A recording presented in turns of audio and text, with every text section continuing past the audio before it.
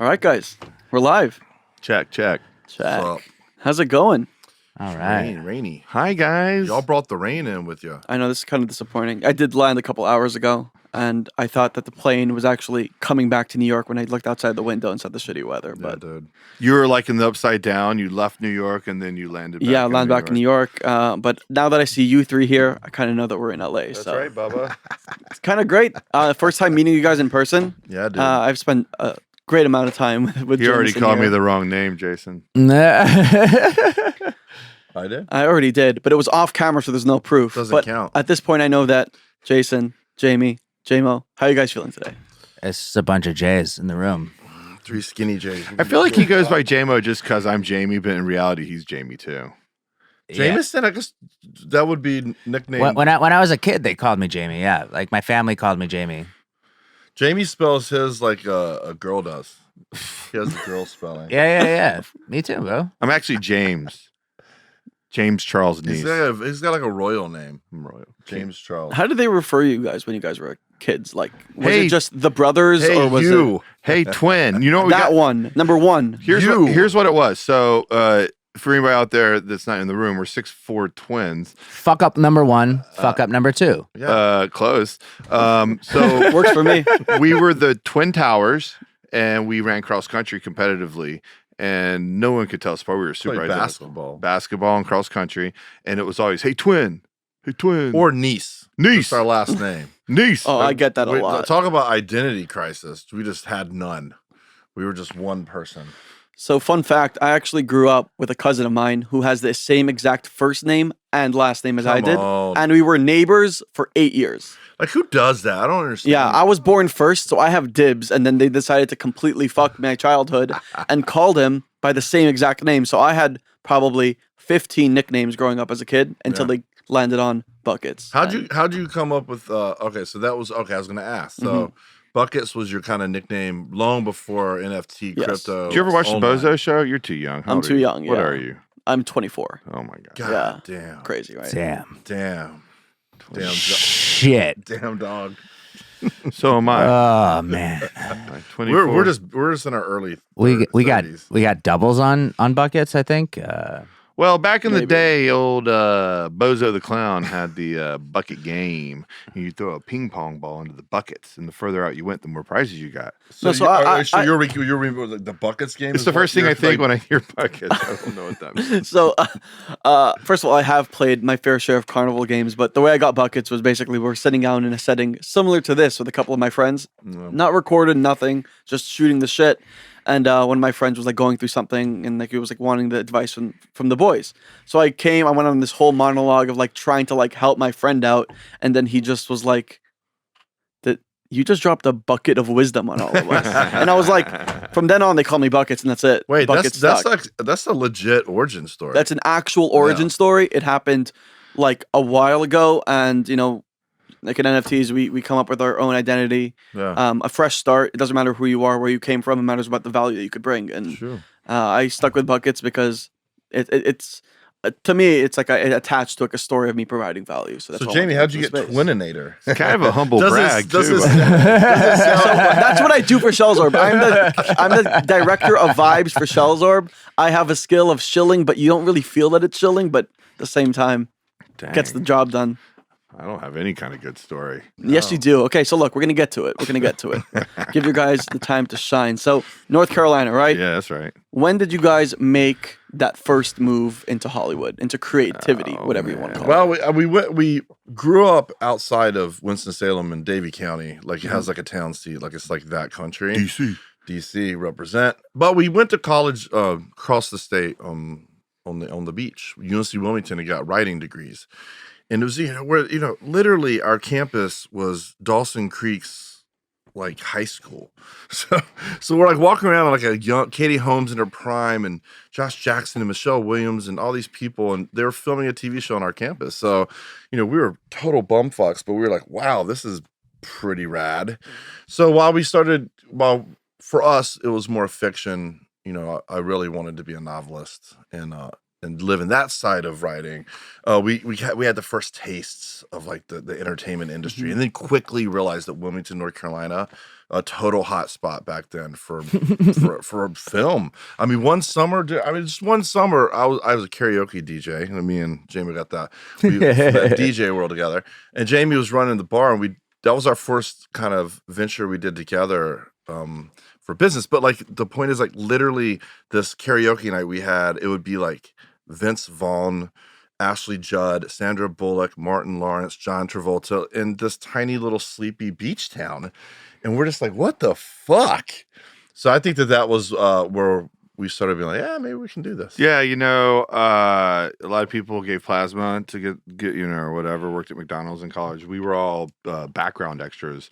And then when Tree Hill came in, so we graduated. Like you said, I was bartending. He was DJing. We saved up $5 and talked to our girlfriends at the time. My wife now, by the way. The four not of us, mine. Not his.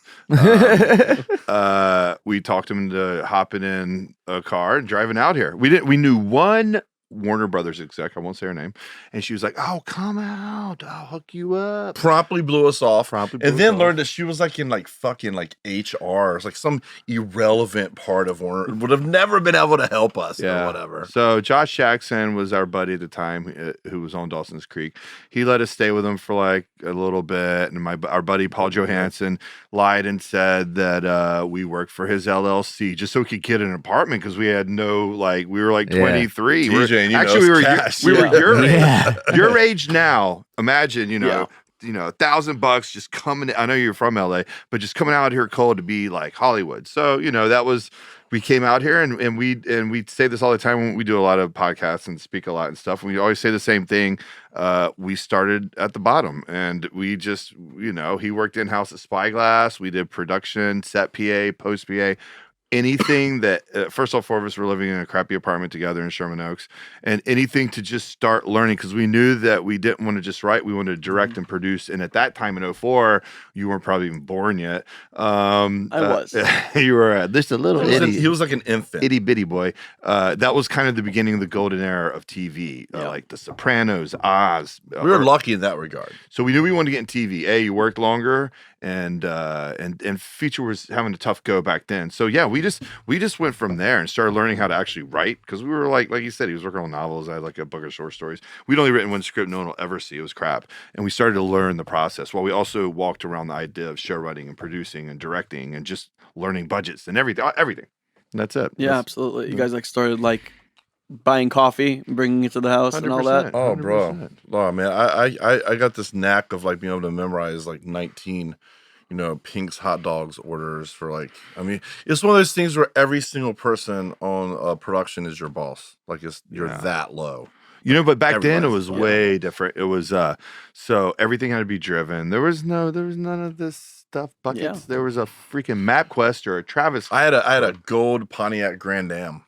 It was sick. And it was super sick. It was super sick. If you guys could look back with an almanac in the back, with a Thomas guide. Yeah, the Thomas guide. Yes. Yeah, mine was fully written. I wrote it. It'll be in a museum one day. These fucking Thomas guides. 300, 500 page Bible of what the streets in LA are. The funniest story that I ever prior had. to GPS. MapQuest was a miracle. I thought print out MapQuest were like it saved everything. It looked like this. Yeah, but at least you had runs. You didn't have to go to that and then go to the back of the page this grid.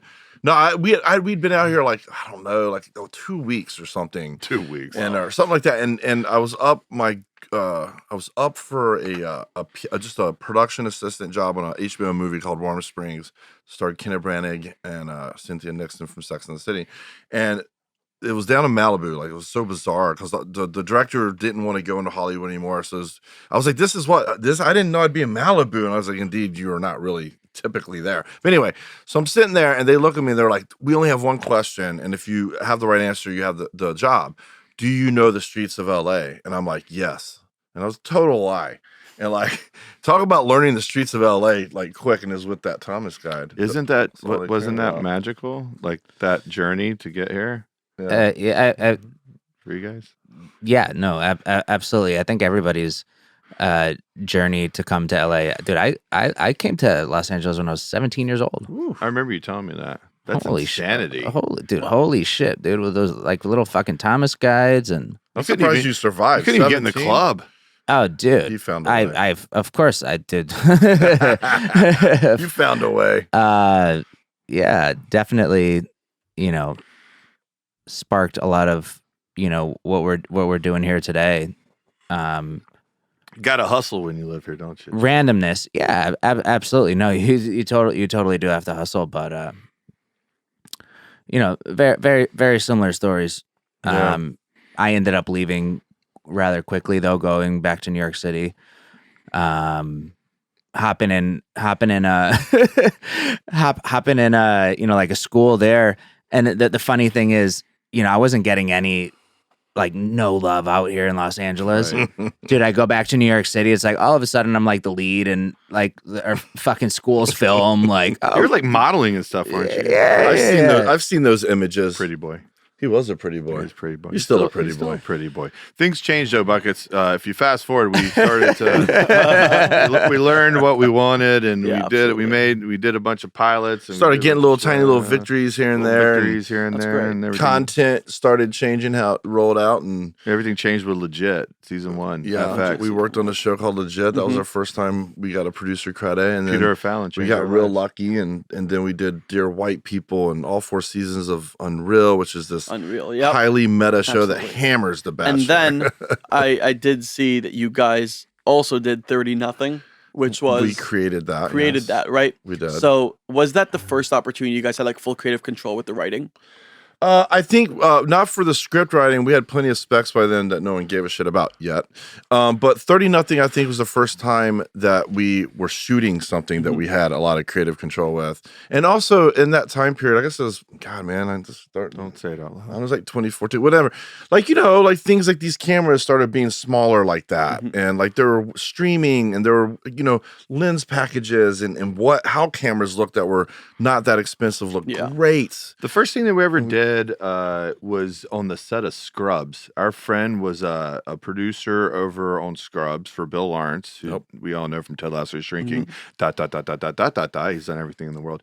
And we did a horror film with our friend Aaron Cherubolo, who's fantastic. He just finished directing his first major horror film that'll be coming out later. Yeah, Russo Brothers company. Produced it and all that. We all know them. But that was actually the first time that we were on set and we were like, oh man, we like co-wrote it a little bit and we produced it and we kind of looked around and said, this is cool. Yeah, it felt different. It felt like what we'd been doing was starting to go somewhere. And I mean, it's just surreal to see like words, and it'll never stop being surreal to see your words be either acted out or even seeing these animations that were like, it's really, I think one of you guys posted some of the words in the video right below, and it's like, that was sick. So cool, dude. We scoured the 50 pager and we were like, that's the perfect little snippet for it. Yeah. And actually that animation that is out, like with the Statue of Liberty, like there's gonna be sound attached to it. It's gonna be dope as fuck. That's gonna be so tight, and we can get into it. We're gonna get into it, y'all.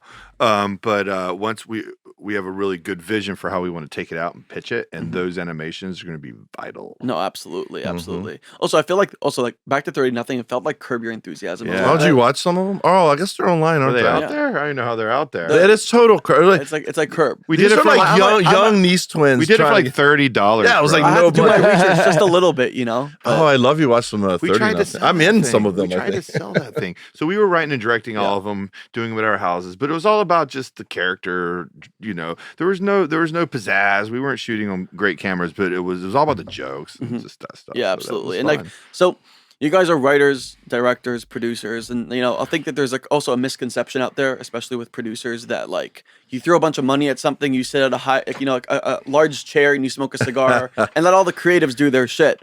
I feel like you guys are more of like nuts and bolts producers. Oh yeah, that's not us. You guys deal with like color grade. You guys deal with music. You really nailed my job. I just that's what you do. He sits in a Soho house, has meetings. I sit back. I smoke a cigar and twirls his mustache. I twirl my mustache and.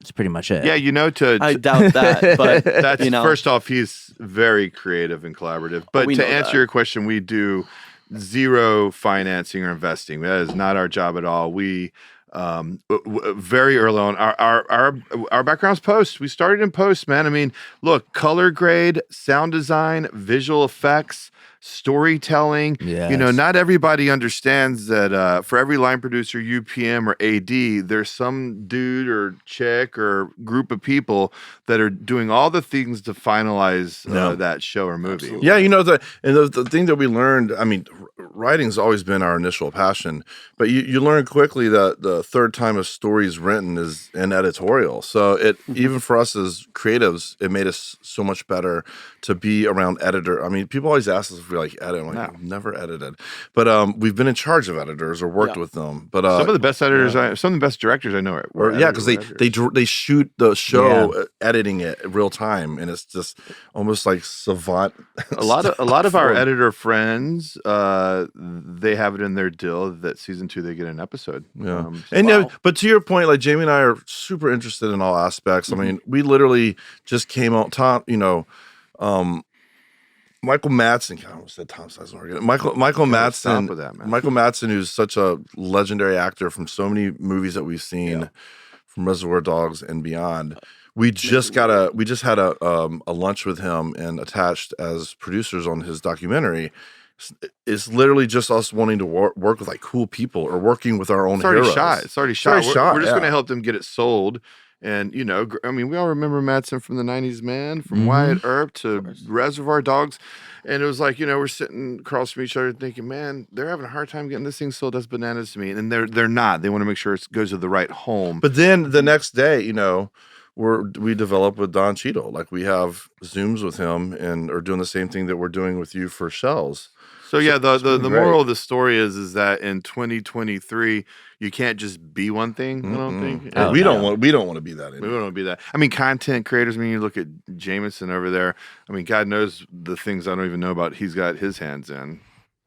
Yeah, like I think every aspect of the show. There's a couple of things I got my hands in. Yeah. Oh Lord. Just he's gonna incite major FOMO soon, but yeah, lots of FOMO coming. But that's a part of the team over here at Shells Orb, like all of us. No, dude, but like literally, like the reason why we're sitting here and you know, like I think we vibe so well is you have to, you know, if you're gonna be in a creative industry, you got to know how, you know, 5, 6, and 7 get put down, right? You got to know a little bit about audio design. You got to know a little bit about the editing. You got to know a little bit about, you know, everything. What you're putting together, and you know, you don't have to be great at all of them. Yeah, necessarily. Jack of all trades, master of none. Maybe, like, you know. Yeah, dude. Like, but still better than a master of one. Yeah, I think. Well, first off, that's damn right. I think the number one thing that a producer does in these situations is put together, you know, the right people. The right people. I do think that Jamie. Yeah, that's a good distinction for producer. I know. I think Jamie and I make an unusual duo because most writers that are at the level that we're at right now aren't necessarily producers and certainly aren't necessarily directors. But Jamie and I have found that we find that all of those other elements, like we were talking for, are very much of equal passion to us now. So it's also about retaining control. Yeah. In a respectful way. Because if all you can do is write a script, you know what happens? You lose it. I mean, you turn in the script, you're like, here's my episode, and then a group of people does it without you. And I've seen it happen a million times over. And some of the most respected people that were our mentors were people that knew how to write and direct and produce and everything in between. So it made an impact.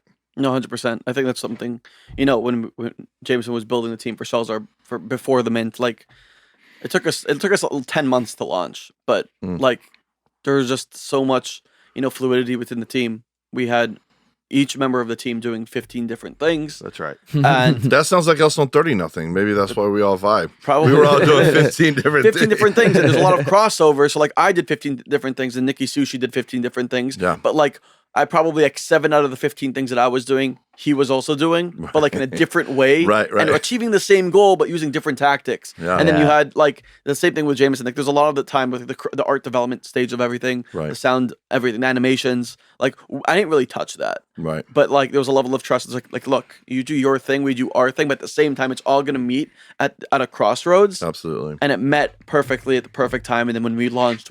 Boom. You know, that's basically what Our happens. sound and guy's giving you a look. You keep hitting that table like that. I- Hey, look, I got you over there. I got you. Hey, you were doing it earlier. I stopped. I I'm gonna realized. hit the chair. How do y'all even know each other? We met through this like consultant for Oh, cool. one of our Yeah. projects, and Hit it off. We jumped at a call. David survived. Yeah, I survived.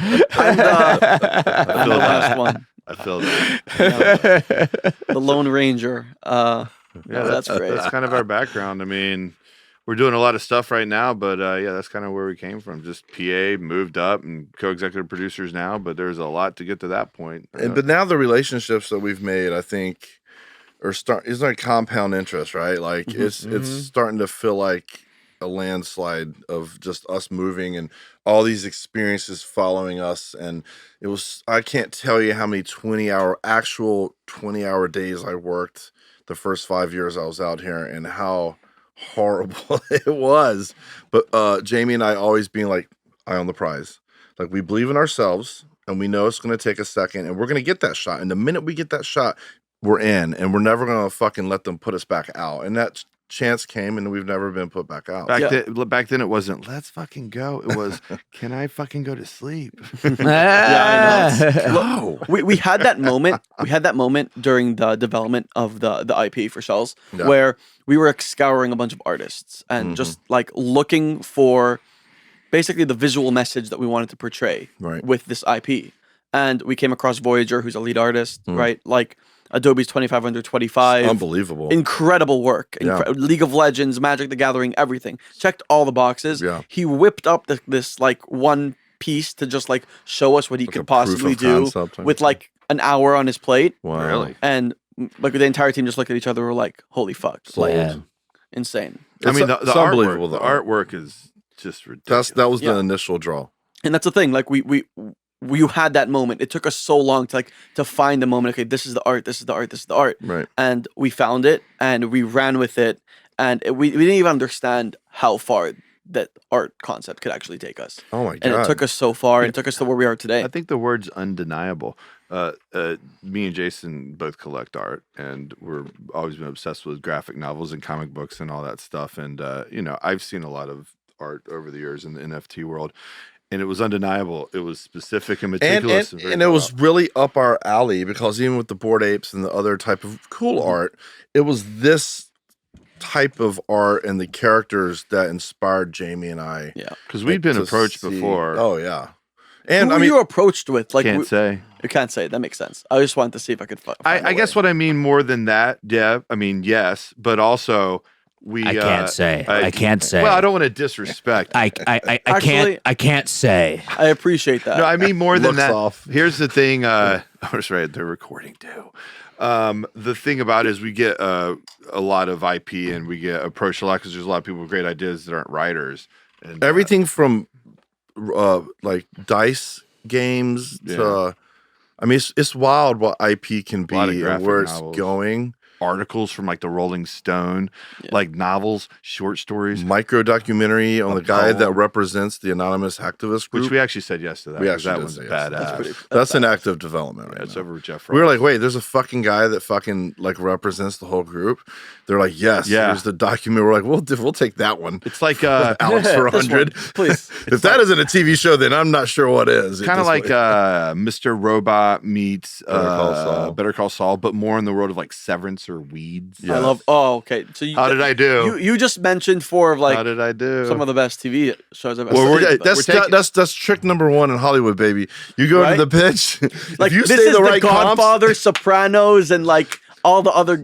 If you can get this meets that in your unique way, you can get the room. Look at the acid trip Jason put together for the log line on this one. Yeah, dude, it's ridiculous. Yeah, I know. We have a TV show called that we're in development. It's called The Craigslist Exorcist, We sold it in the room to Sony. They said we knew what the show was off the title.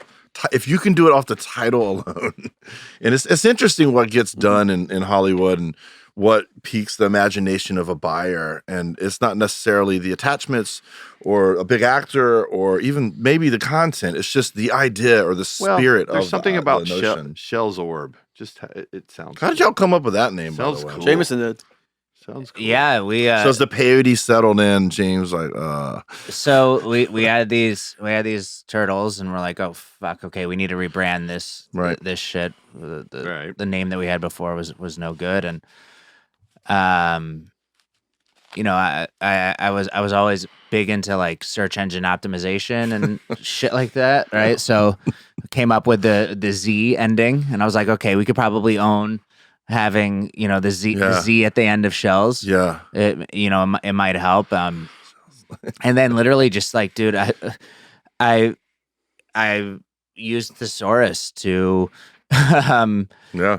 I put world, right? And orb came up, and I was like, okay, It's a great word. Shells Orb, boom, done. Orb. Shells Orb. I love Shells it. Orb. We use the synonym. You would love SEO. You seem like the type to be into SEO. Oh, dude. But that probably works, right? That's how I got my first flexes, dude. Like building my first website, like That's the only way you can get it out there. yeah. Like But back in the day when this shit like really worked, like you could, you know, I remember I had my website showed up above MySpace and like all this shit. That's I had up right there. dude, I had backlinks from EDU domains. I had all sorts of fucking you shit. remember MySpace, right, bud? I remember when everyone was shitting on it growing up. That's what I remember. It's like how we remember hearing about like fucking Woodstock '69 and shit. You could have your favorite song play, and then they did this torturous thing where you could pick your top 8 friends and shit. You had to really figure that shit out. That was whack. Anyway, No, of course. Right. I didn't have too many friends back then, so it was all good. That's because you're into search engine optimization, dog. No. Boom. You'd have been in my top 8. I rotated to keep everybody happy. Yeah, You're very political for me on games. Diplomatic, That's how you do it. LA It's a people. rotation. No, this Yeah. is North Carolina, Bull. Where'd you learn that from? Hey, Bull. Where'd you learn that from? My mama told me not. MySpace. I remember MySpace like completely opening up my world. I was working at Spyglass, the company that you see the production and does that. Yeah.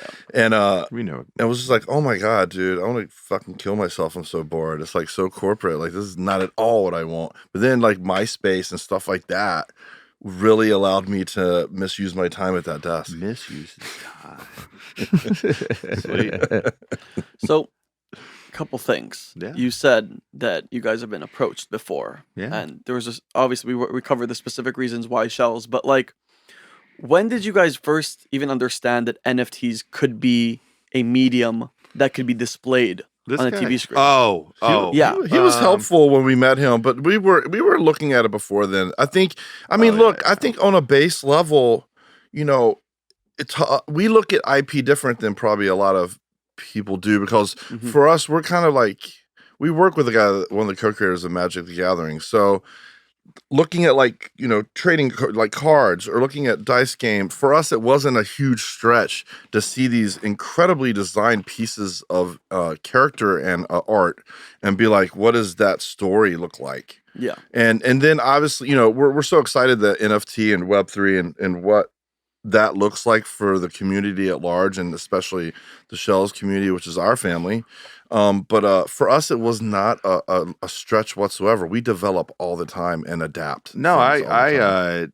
our friend is friends with Seth Green, and we all know the story about his ape and all that. But I went over to a friend's house, and he had a super rad, like 20K UHD TV, whatever, and he just had all of his stuff going during a party, and that was the first time that because like non-fungible token or whatever, what does that mean? That don't mean nothing to me. But that's a physical representation of art. It's like the digital art was already very easy to understand, but then that kind of was like a gateway into understanding more about content ownership, how it works inside of the crypto space, how people are getting a chance to do things that they probably would have never imagined they could have done 10, 15 years ago. And how the internet kind of pulled all of that together. So yeah, of course. I think also what's very important is that like we get to kind of create a digital identity in a way where it's not just like I'm creating a character in like World of Warcraft. It's like I'm creating a character who is myself, who is Buckets, and is being represented by my Buckets PFP. That's right. And that is me now. And it's provable on an external kind of playing field. It's on the blockchain. So I feel like now there's an actual, specific relationship between your character and who you are. And it's kind of being encapsulated by the blockchain specifically. And because of that fact, because it's on the blockchain, there's so much that we could actually do with it. There is ownership, there's proof, and there's all of that. I think it's awesome. And I know, Jason, you were pretty big on Clubhouse back in the day during pandemic. Yeah, it was. Yeah, wow. Yeah, it was. It went crazy for me. Were you did you hop into any of these NFT rooms? Oh, yeah. Any of these? Because, I actually started my NFT journey on Clubhouse. Yeah, I think a lot of people did, actually. Yeah. I mean, look, I Jace had MC Hammer following him at one point, I believe. I had a lot of people that were absurd. Too legit. Dun, dun, dun, dun, dun, dun. Too legit to quit. I think that Clubhouse was a beautiful, beautiful thing that came around at a horrible, horrible time. And for all of us in the pandemic, LA in the pandemic was a really fucked nightmare because we're so clustered together, even though it's a sprawling city. And we were scared. We didn't know what was what. So when I jumped on Clubhouse, our manager was like, you guys should hit this thing up. It was an interesting way for us to keep doing business while business wasn't happening. And I got on there and learned that I very much loved it. And I kind of became a personality on it. And, I had Ash, Allison, and my friend Billy. We created, Ash is the one that owns Sumerian Records and Sumerian Comics, which we can talk about later. But so out of nowhere, maybe something that's going to directly affect us actually comes from Clubhouse, because I was sitting there, I didn't know who Ash was. And we just were having a blast, staying up to like 4 a.m., hearing people's pitches from all around the world, because people were so like, holy shit, I'm getting to pitch Hollywood people. And we were like, holy shit, I'm communicating with humans So again. did you say he actually started a Clubhouse room that was so people could come and pitch their ideas? Yeah. That's awesome. Yeah. It's kind of like there was this trend on Clubhouse called like Shill Your Art Room, where there's a lot of like major collectors or influencers in the space, in NFT space, and individual creators, artists, they come in and they kind of share the link, or they remember when people used to change their profile picture to something so you could actually see what it is? Yes. Because there wasn't like we did that all the time. Right? So people used to change their profile picture to their art, and so people could actually click on it and see it and kind of, okay, this is where you could actually find it. Click on my... I loved it. Right? It was I got amazing. tens of thousands of followers overnight, it felt like. And it was, Humble brag. I think that Clubhouse, whatever, this guy's got buckets of wisdom. He's got 50, he's like 100. Clubhouse influencer. Clubhouse influencer. His mustache has a person. I'm just like, but I think, but to be able to drive it into, I definitely went into NFT rooms and Web3 rooms and started I will say 100% my initial education on NFTs was in Clubhouse. Yeah, and you guys 100%. were like involved in crypto beforehand. Oh, we've been in crypto for years. God. Yeah. 2016, we were driving our asses down to Koreatown and feeding dollar bills to the Bitcoin machine and transferring it to Litecoin and a thing. We were doing it was so complicated back then. I don't even know how we did it, and I've lost and made God knows how much money not doing. But it captured the imagination. It's the same reason we're all so excited now with crypto and NFTs. It's all part of whatever the next 20, 30, 40 years is going to be. Exactly. It's just what our generation and your generation and the ones that come after us are little kiddos that are not even going to know a world before NFTs and digital capitalization of art and currency and stuff. Ethereum's been happy lately. Yeah, it's been a happy. Really happy. A little happy coin. Jameson's been happy lately. I was going to say, Jameson's probably a happy coin. Yeah, it's like we get to work for another half of a month. That's messed up, but probably true. that just sounded so much worse than 2 weeks, half a month for some reason. You always know, it's even more dire. Well, we have meetings with Jameson. I always go to Coinbase and look and see where we're at, just to know where I'm going to be at with him. This is very true. It's up at 1800 something now. Yeah, we're finally like at mint price. That's right. Right. Hey, Ethereum's just been on this like really crazy roller coaster for the last 6 months, and we minted out at around 1,800 ETH, and now we're kind of like, I guess, finally approaching it. Yeah, No, I think you're above it, aren't we're you? like, I did get a notification from my exchange about a price action. 33 minutes ago, I got Bitcoin is up 5%. Yeah, 1801 for the ETH. Oh. 1801 for the ETH. Good day to do a podcast. 28. 28. Oh my god. Woof. Oh, I could tell you about my friend, but I won't. He might be listening. He gets so much. It's just old. Just a little bit. Oh, it is up, isn't it? Just a little It bit. is up. Yeah, I don't do Clubhouse anymore because the world opened back up, but Yeah. it created friendships and relationships that have real world meaning. Jason Yeah. gave a really thoughtful answer. So for me, Clubhouse was drunk going on those alien conspiracy sites about 3 a.m. Watching people shoot their shot. Bro. Oh, shoot their shot rooms. Bro. Classic. It was epic. My wife was like, what the fuck are you doing? I'm like, not being able to sleep because this guy's convinced that there's an alien that lives under, whatever, Wilton. Now it's Boulevard. turned into, sorry, Clubhouse. Hey, but come it's like- on. it's I don't know. It's just it was so rad for this one moment in time. Stay so up. pure, and then it No, so disappeared. I have a very funny story about Clubhouse. I was actually driving upstate with some friends. We were going to spend the weekend there. Got a house, just to go off grid. But before I go off grid, the entire 3-hour drive I was on Clubhouse, and they were alright. doing this movie bracket room where they have 16 movies, 4, and kind of a bracket where people vote using raising your hands Yeah. Mhm. on who won. And for some reason, someone said that I even forget. He said that someone voted, I think, for Rocky instead of Raging Bull Oh, because they were putting boxing movies together. Sure. And I went on a rampage. So what ended up happening, because I was just voting, I wasn't even like wanting to speak or anything. I was in the audience. But I asked, the second they voted Rocky in before Raging Bull, I went up to speak. And everyone was sleeping. It was dark. It was literally just me in the front seat. I have like 4 friends knocked out at like 3 a.m. and then the driver. And the second they allowed me to speak, I just started cursing the fuck out of them. Like, you guys are so not knowledgeable. I started screaming and the entire car wakes up. And I got fucking slammed by my friends. Like, it's 3 a.m. You're doing Clubhouse. I'm like, that's what it was for. Yeah. It was for when like you feel alone and you feel like, I want to have some interaction. I have something to say. I want something to, interact with. And I feel like for a lot of people, that's why Clubhouse was such an amazing hub for Oh, man, that's Web3 great. because Oh, yeah. Web3 started in the pandemic. Web3 communities did. Sure. So Web3 crypto was before that, but the Web3 community, the community aspect of Web3 started on Clubhouse, started during the pandemic, and that's where I started. I think that's where you started as well, right, Jamo?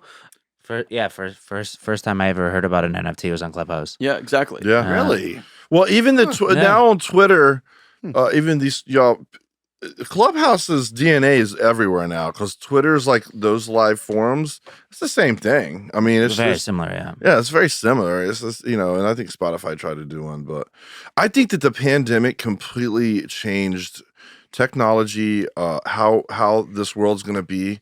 NFT, Web3 I think it got accelerated so much quicker because of the pandemic. Now we don't have to go into the office as much. It's Yeah. great. Kind of. I feel like all like the coders out there were like, now welcome to our world. Welcome to our world. We don't leave the house anyways. Anyway. And we're building all this amazing technology. Absolutely. And now like this is you're gonna see the fruits of our labor. Yeah. And we really did. And the biggest surprise that I've seen is that while the world has been opening up, it's fantastic. Web3 community, online communities are still as vibrant as ever. Oh, yeah. And I feel like that's something we have at Shells Orb is that we've created something so amazing, an amazing story. Obviously, that's being developed with the 50 pages on the table right now.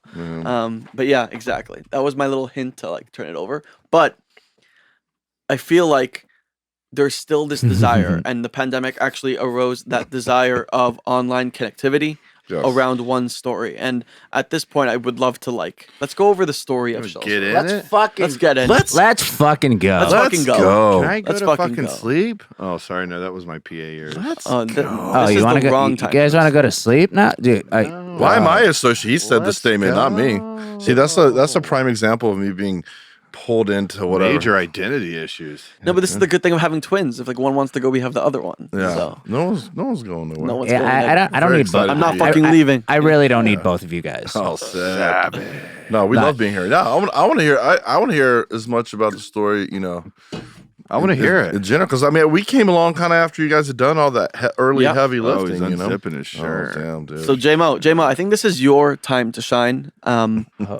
We have, we've developed kind of the skeleton of the orb before mint, Yeah. and we've told that story through the use of animations featuring the factions, through going on Twitter Spaces, educating the community, and just the constant work and art that we've been pumping out even after we minted. So Jameson, here's your time. What is the story of Shells Orb, and what does it mean to you? Yeah. So, it Shells Orb kind of came out of a like thing where we had to figure out how to put this thing together and come up with like reasons for why we had different factions, right? Originally, like the factions was so that we can separate each artist, and like one artist is doing their own thing. And then we realized that the artists that we had, they actually, they kind of blended pretty well, and we were able to create a homogenous kind of collection. But at the beginning, all the pieces of the fundamental like beginning story, they were just put in out of sort of, I guess, necessity. We just came up with things, to give a reason to why something. Sure. Right. And then we kind of just, after you told that same story 300 times, then you're like, okay, well, I guess this one's the story that sticks. Let's dive deeper into that a little bit. Yeah. And that's really like, sort of as far as we got, before linking up with you guys. That's right. Because sometimes I feel like it isn't as old. Like you guys were only in existence for like 9 or 10 months before we met, I think. Yeah. So that still does make us feel like we're at the ground So floor it's with you interesting, guys though. figuring the story out. So I didn't know that part of it. Like it all feels very connective to me in a way. So I hear the necessity of doing it that way with the factions. Was there meetings that were had, or did you really just like send all these badass artists off and they worked with their factions? They just really tie in together with all the different attributes and everything. Yeah. So, we had Voyager. Voyager came on, and he acted as kind of like the creative director over the whole the artists. And we had Lisa, or Izzy, who was already working with us. He retrained her and turned her into like an amazing artist. And then he had a couple of Voyagers. He lives in Medellin, Colombia. Nice. And he brought in a couple of his friends. We even got his girlfriend working for us. Start building. Yeah. And then all of a sudden we had this like, this little studio team that was like cranking out art, and the level of quality and detail that I wanted to create. Yeah. I realized if we're gonna do something, let's do it as fucking high quality as possible. That's right. Because if we do it as high quality as possible, that's defensible. Yeah. Right? Sorry, you're not fucking better than us. You never will be. There's probably not going to be another NFT project that, has the level of depth and intricacies as Shells Orb coming for the next fucking 2 years, besides the tracks, which is a collection done by us. And I'm literally sitting there, I'm watching the art come through, and I'm like, can you guys simplify it a little bit? Like, It's insane. Like, why is it taking 40 hours to do one of these guys? Like you have no idea. Like, we used to get so frustrated as a team. But the and I'm line like, work. Jamo, like on my end, and the aspect of the project that I was like working on, and the aspect of the project that Nikki was working on, like we were ready to go. We had the troops activated. Like they were ready to mint this shit, right? And then Jam was like, "Oh, we have like 2 months till the art screening will be ready." And I'm like, "Okay, so how do we stall, but like kind of, even lay the foundation even better?" And it was a constant process. But then every single time we got one of these artworks sent to us, we were like, "Yeah, take as much time as you possibly need." I gotta tell you, I run around and on OpenSea and all these different things, and they're just not rudimentary, but they're very specifically simplified Other stuff. other art. Other NFTs. So when I saw the line work and the level of thought and creativity that was coming behind the hats or the shells or the weapons or whatever, that was attractive to us. Yeah. Yeah. Also, like we had a team, like our mod team, actually sat there for weeks before mint and like hand named each trait. Then Yeah. the characters we have thousands of traits. Oh yeah. They went there and named each one of them Right. themselves. I couldn't believe it. There was no chat GPT. 2,500. Yeah, there wasn't Wow. chat GPT then. Like they couldn't Traits, just like yeah. plug it in. Nothing. That was hand, each one. Each one. Oh, that looks like Ronin. That looks like whatever it is, right? They did it themselves, and it was amazing. It was like we had like 4 or 5 people doing it. Wow. Like we Well, needed 4 or 5 well, people doing Trait it. name gang. But I guess Trait name what game. I'm saying Trait is name that all game. the trait name game. Trait name game, TNG.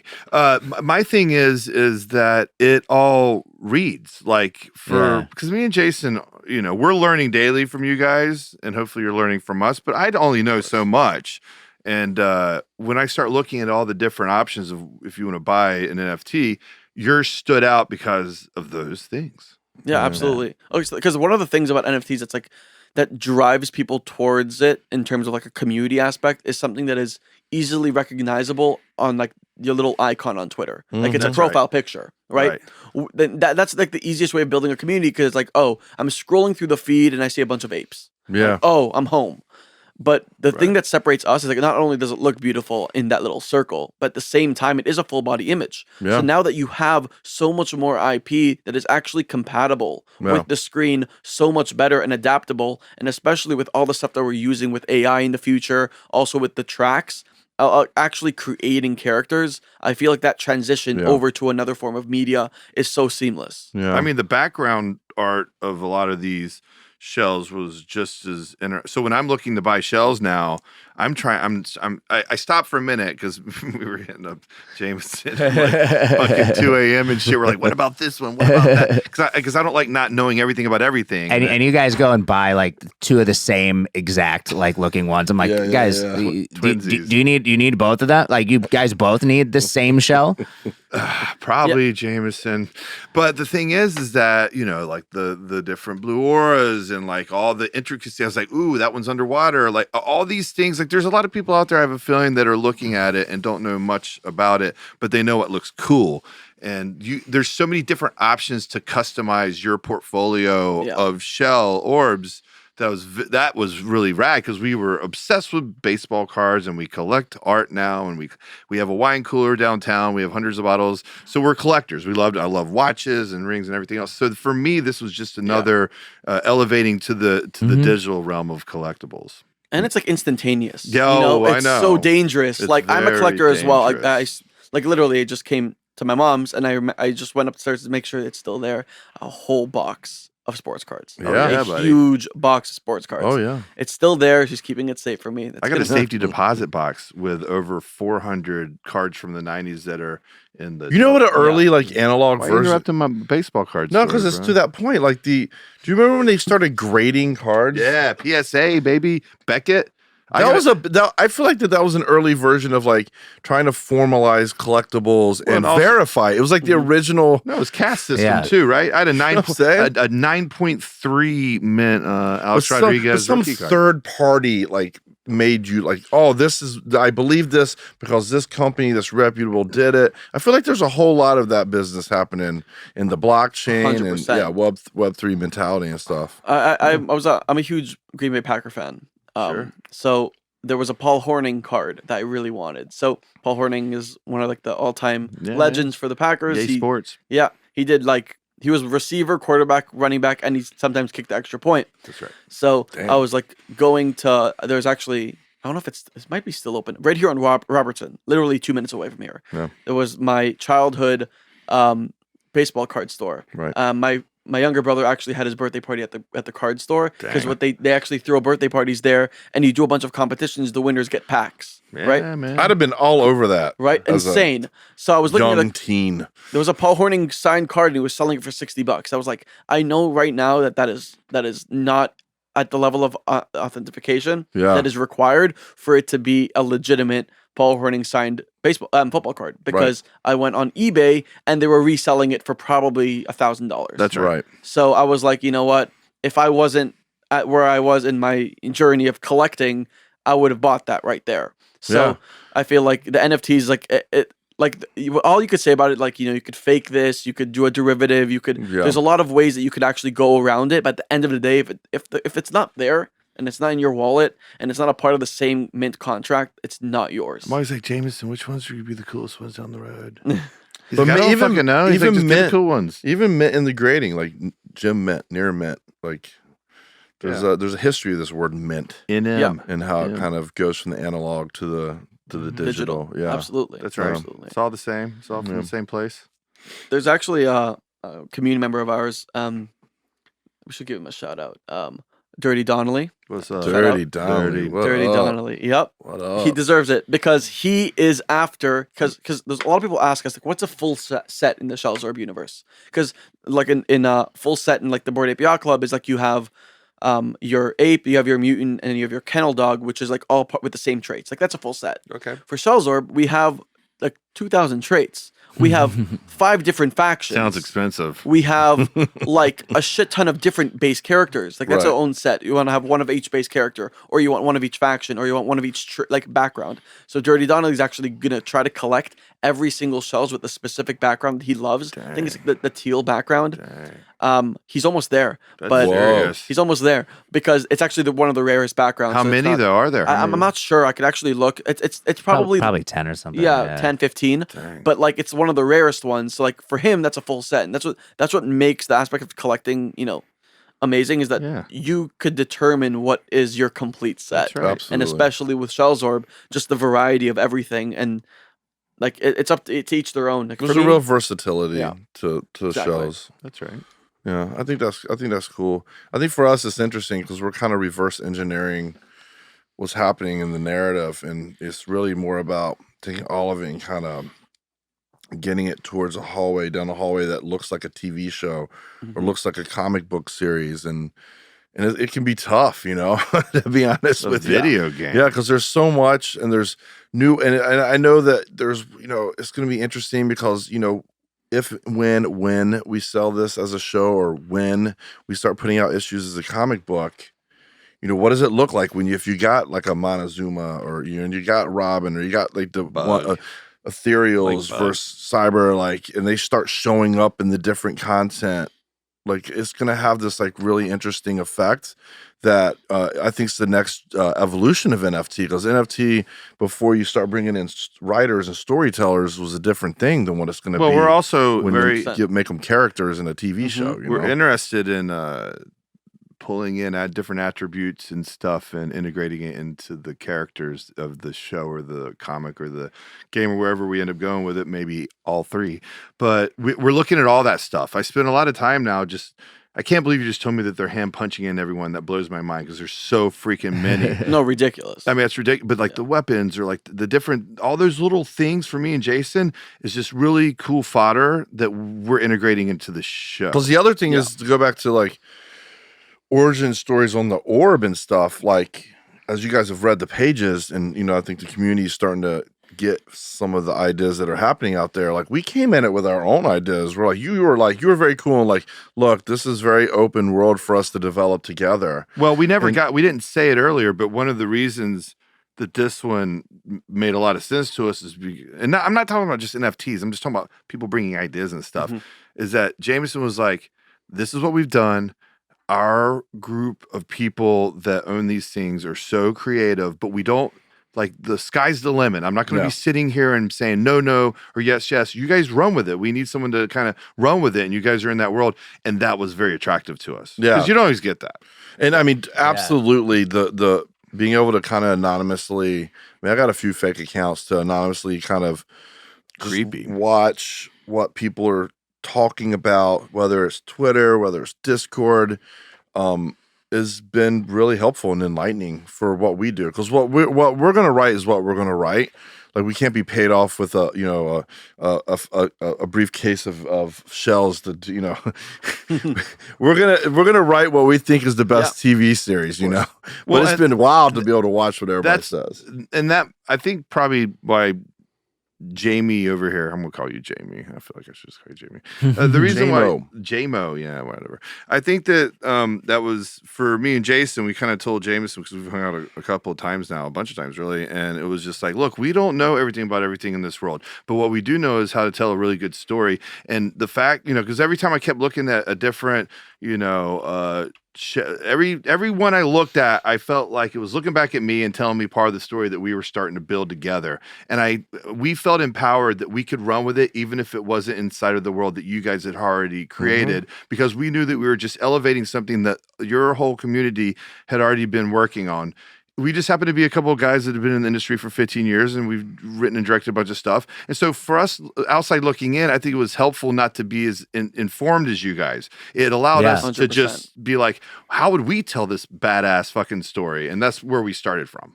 Yeah. And then, it really shows in the pages. It tripped out, right? Yeah, no, like, you guys created something unique and it's a cool little cool little idea, right? Like you took all of these like questions and sort of things that we put together, as like people in the project or like just as a community, and you started to solve, solving these questions that we had, right? Yeah, I think that's what we like to do. That's the whole point of, I think. And now it'll be cool because it'll be fun eventually to see how that maybe informs the artist moving forward on the NFT side, and to see some of the things that maybe didn't exist before the series now go back into the community on that side of it. And it's kind of this like, well, that's why we're interested in kind of creating selfishly some new characters that aren't inside your world, because we're like, now we turn to you guys and say,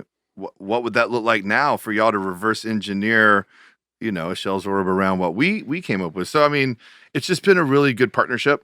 Yeah, for of us. course. Like that's kind of like why we structured the story the way that we structured it, at least from our end before you guys were brought on, is like there is this world, there's an event that it transpired in this world, and then for some reason there are these now humanoid version of these turtles, these shells, and they have each of them set up in their own different factions, their own way of life, and lo and behold, there's actually humans actually survived and they're living in the tracks. That's basically it. There's a little bit more details and specifics, but at the end of the day, like, that's the foundation, and that's what you guys have to run with.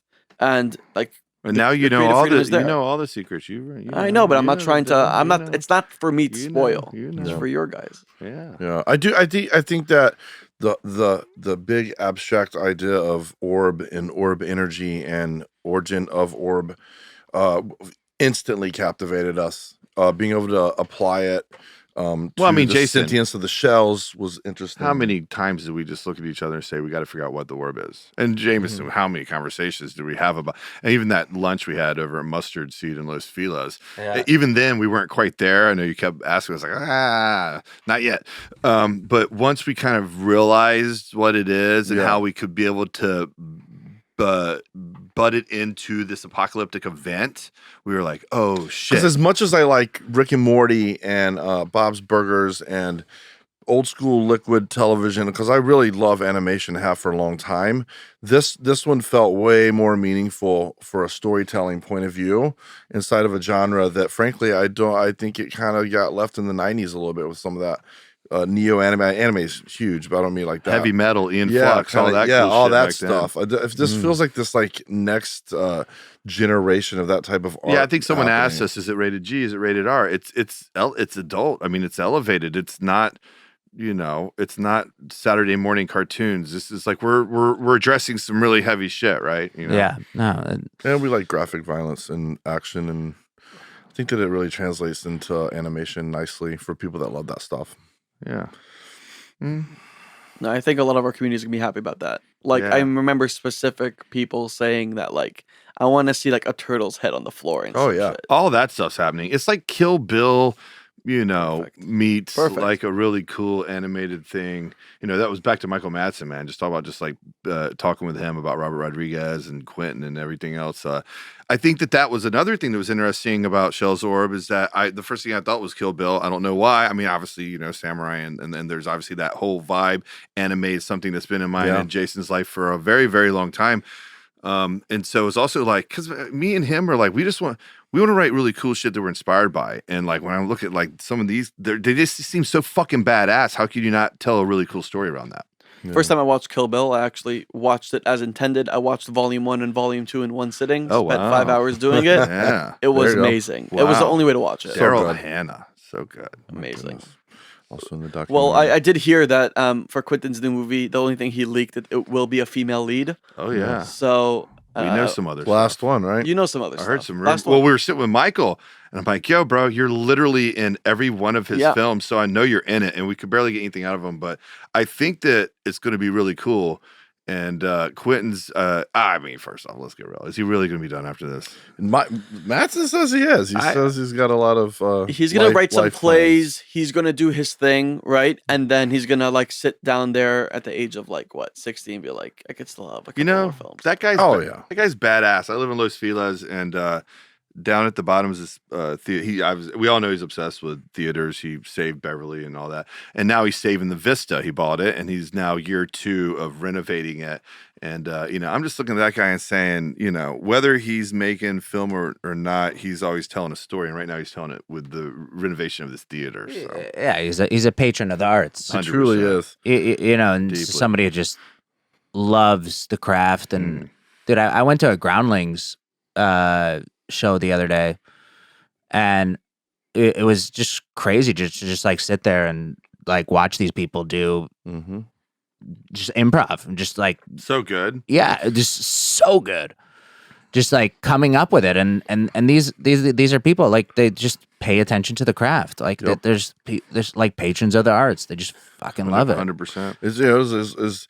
I'd be like, how do people do that? It's the same, but for us, it's words on a paper. But for these people, they just have that part of their brain that's like totally in line with spontaneous acting and Oh my God, UCB and Groundlings. Yeah, man. I mean, when you got it, you got it. I mean, Quentin's been running around Hollywood. He changed the game, if you ask me. Yeah.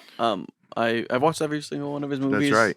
I've seen everything he's written. Also, True Romance is one of my favorite. I movies. mean, so good. So Gandolfini, bro. Gandolfini. So that's probably you probably think it's pretty cool. We sat with Madsen and Yeah, hung out look, with him. I'm trying not to like fanboy over Manson live on air, but like He's awesome. that's by the sick. way, he's a sweetheart. Look, Reservoir Dogs. I think I watched it for the first time. I was like 13. or Yeah, something. Bro. I went to Too young. I went to 35. not Mad young Dog enough. of it. Yeah, there's one with some fun vinyls. I went to. They did a 25th anniversary where Michael was there and a couple of other guys, but it was they showed it on 30 and Quentin was there and they showed it on 35 millimeter in the theater and it was fucking wild. I mean, that was badass. It's a whole different feel. Like you watch the movie, you're like, I'd only watched it on TV because I wasn't old enough to watch it then. And I was like, wow, this is a totally different movie seeing it on the big screen and on film. Yeah, so We fun- stayed at that Safari Inn where all that went down when we first moved here. for True Romance. For yeah. True Romance. Yeah. I feel like so there's one song in Django that really stuck with me. It's like I Got a Name, the country song. Oh, yeah. He's riding on the horse alone, right?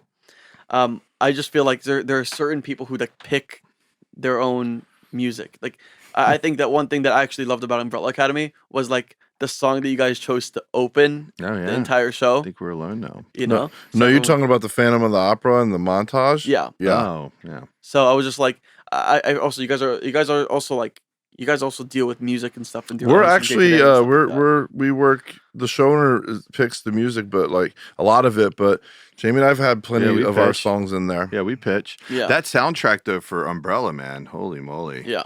And our No, music exactly. supervisor. It was is we were great. the OG on the Kate Bush thing, when Yeah. we did the Tiffany song.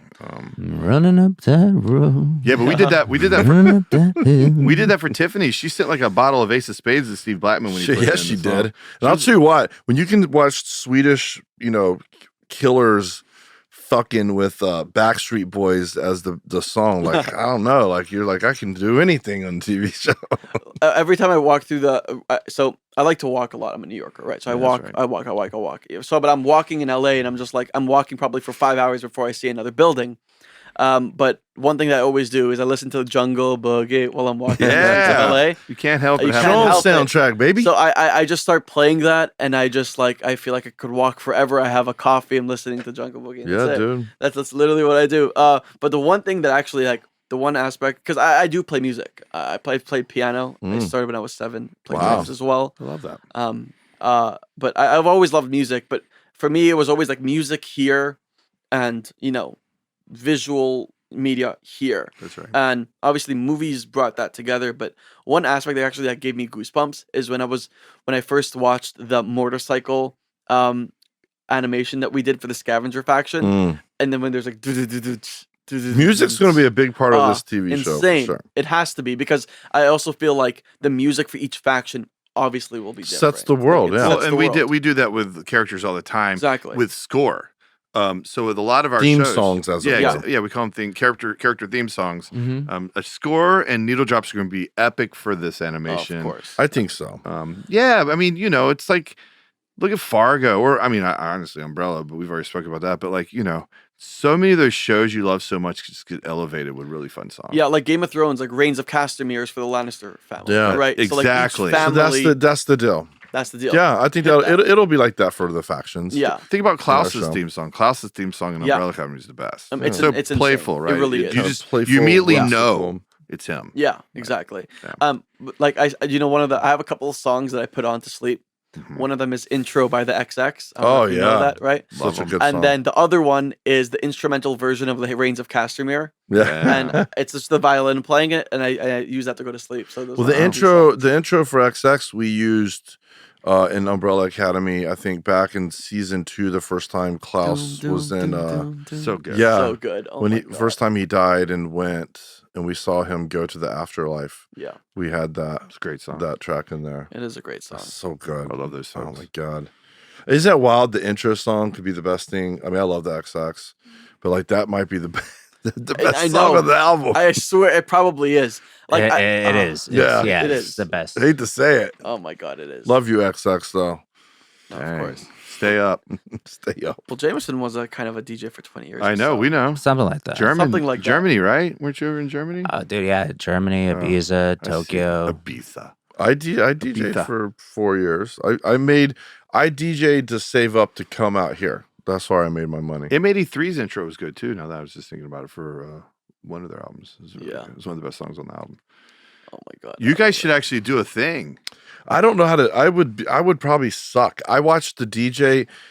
Like my IG, I have a couple of the EDMs that send you those stories, and I'm like, holy fuck, it's a different world right It's now totally different. It's a totally different world right than now. what Yeah. I was doing. I don't know about Yeah. you, but Were you I mean- vinyl? You? I- I know Jason was. Yeah, we did vinyl. I started like the computer to vinyl, Oh, okay. like right around there. I feel like you were doing. so that. I was CDJs, right? So Yeah. I had a Newmark CDJ. So I never got to Serrano. I came out here and started this journey, but I was vinyl and CDJs. Yeah. One day after we minted, Jameson was in New York, so we went out. We had dinner. Oh, was it before mint or after mint?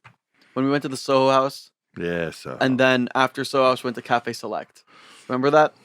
Was that before or after mint? I think it was. I think it was after Mint. Yeah. So after mint, we just, like, Jameson was in New York, my backyard. We went out, had a good time. But then after we had a couple drinks, whatever it was. Then we started blasting some like electronic music. That's and right. started sitting there for 30 minutes just listening to electronic That's my music. favorite anyway. I love. You don't remember Robert me too. Miles? Call it EDM now. Oh, But children, dude. Fucking chill. Yeah. Dream. Dream. One of one. Yeah, I know it's EDM now, but it was techno, Techno. trance, Tell me a song. jungle, drum and bass. Anyway, back to Shells. Back to Shells. Damn. No, it just making me think about music, like Episode 2, bucket. episode 2. Episode 2. We'll use EDM as in the episodes. How about that? That works. That Intro. Makes sense anyway, though.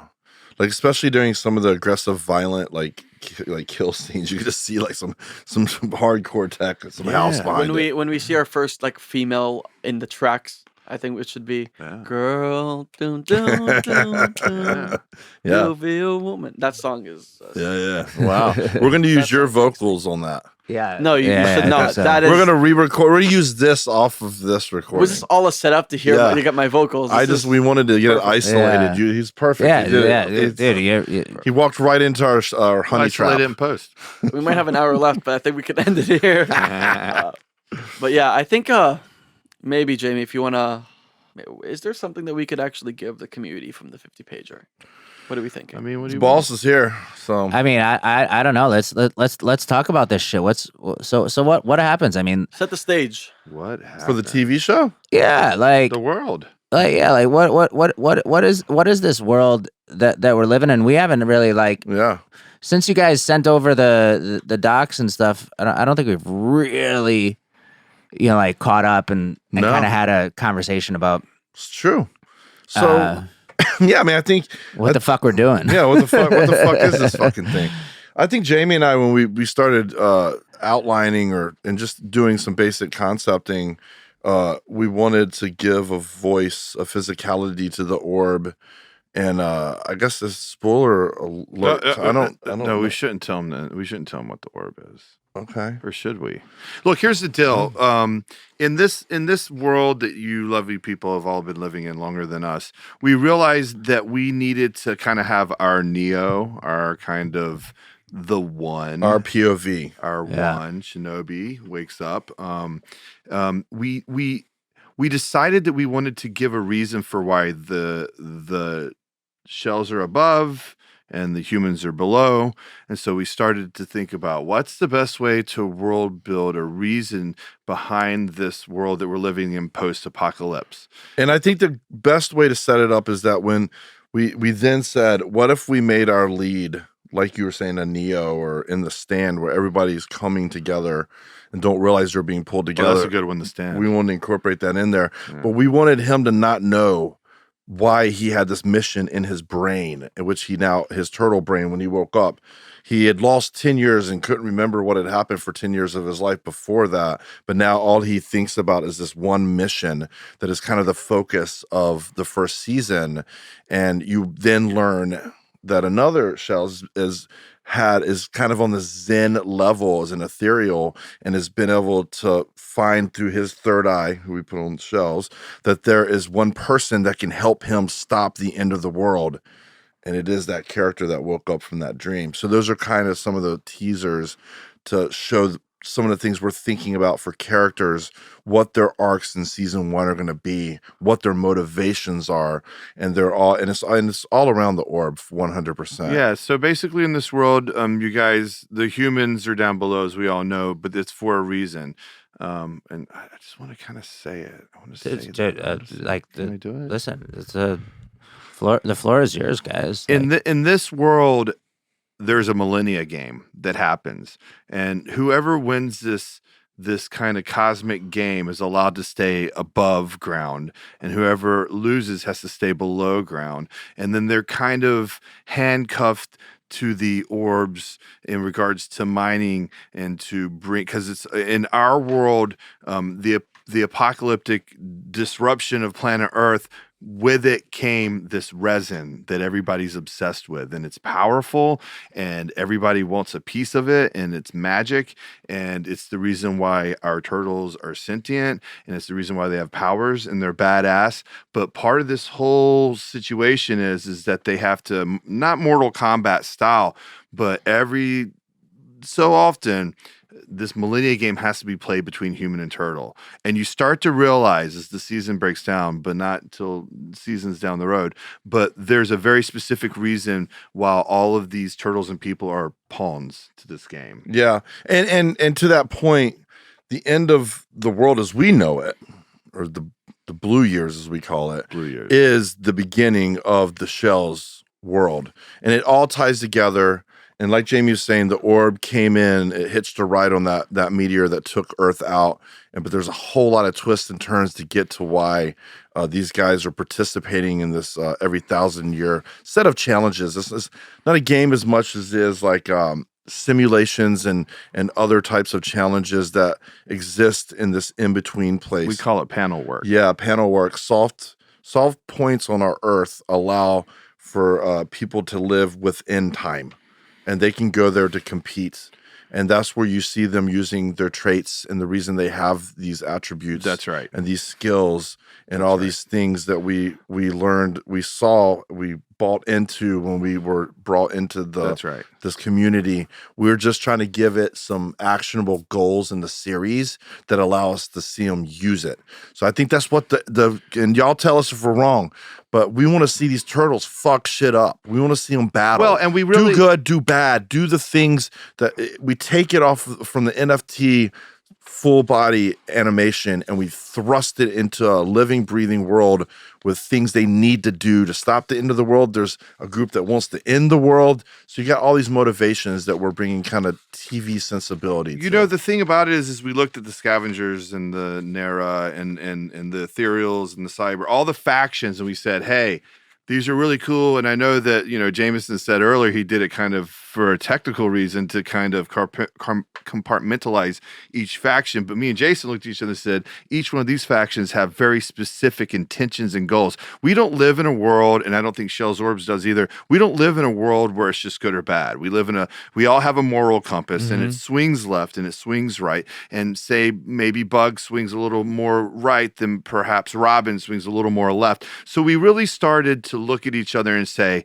okay, so there's all these characters and these different attributes and these different factions, and there's this weird, orb thing, and there's this apocalyptic world, and then there's humans that live underground, which fascinated us the most. How can we put all of that into our stew and make sure it tastes really good and we give a really good story to the dish? So like Umbrella Academy, where every season we're stopping the end of the world, this is also a TV show about stopping the end of the world in a very different way. So you heard it first here on that. That's right. The thing about the factions is that it's cool that you named all of your characters, but past that, we didn't know anything about Robin, right? We don't know anything about Bug, right? But what you guys did when you hired these crazy good artists is that when they were, digitally creating their art, whether they knew it or not, of course they knew what they were doing. But as writers, and I told you early on, I looked at everyone. I feel like there's like what 9,000 or something. I swear I looked at like everyone, and everyone had a story, and everyone started to dictate this thing that we were outlining. And Jason took the lead, to be honest. He was very inspired, and he started pitching me ideas. LSD really fucking helped. Yeah, once the ketamine kicked in. But Jamie and I were just like all the people that love. I see people on Twitter and just everybody's so proud to post their shells that you were saying earlier represent them. Digital identity. Exactly. So Jamie and I were no different. We were drawn to certain shells. We were drawn to. I mean, I personally was drawn to a lot of the ethereals. We created I literally have created something it is not at all within the original world that so far seems to be working.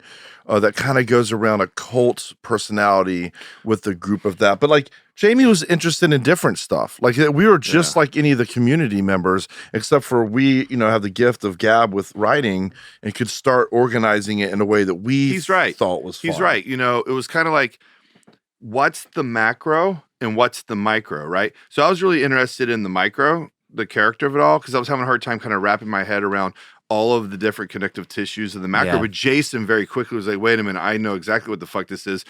All these factions all have intentions for this next millennia challenge. When these obelisks blow up through the Statue of Liberty, these soft spots where we get in there Matrix style, or like J-Lo, you remember The Cell, the movie The Cell? That was really inspirational to us.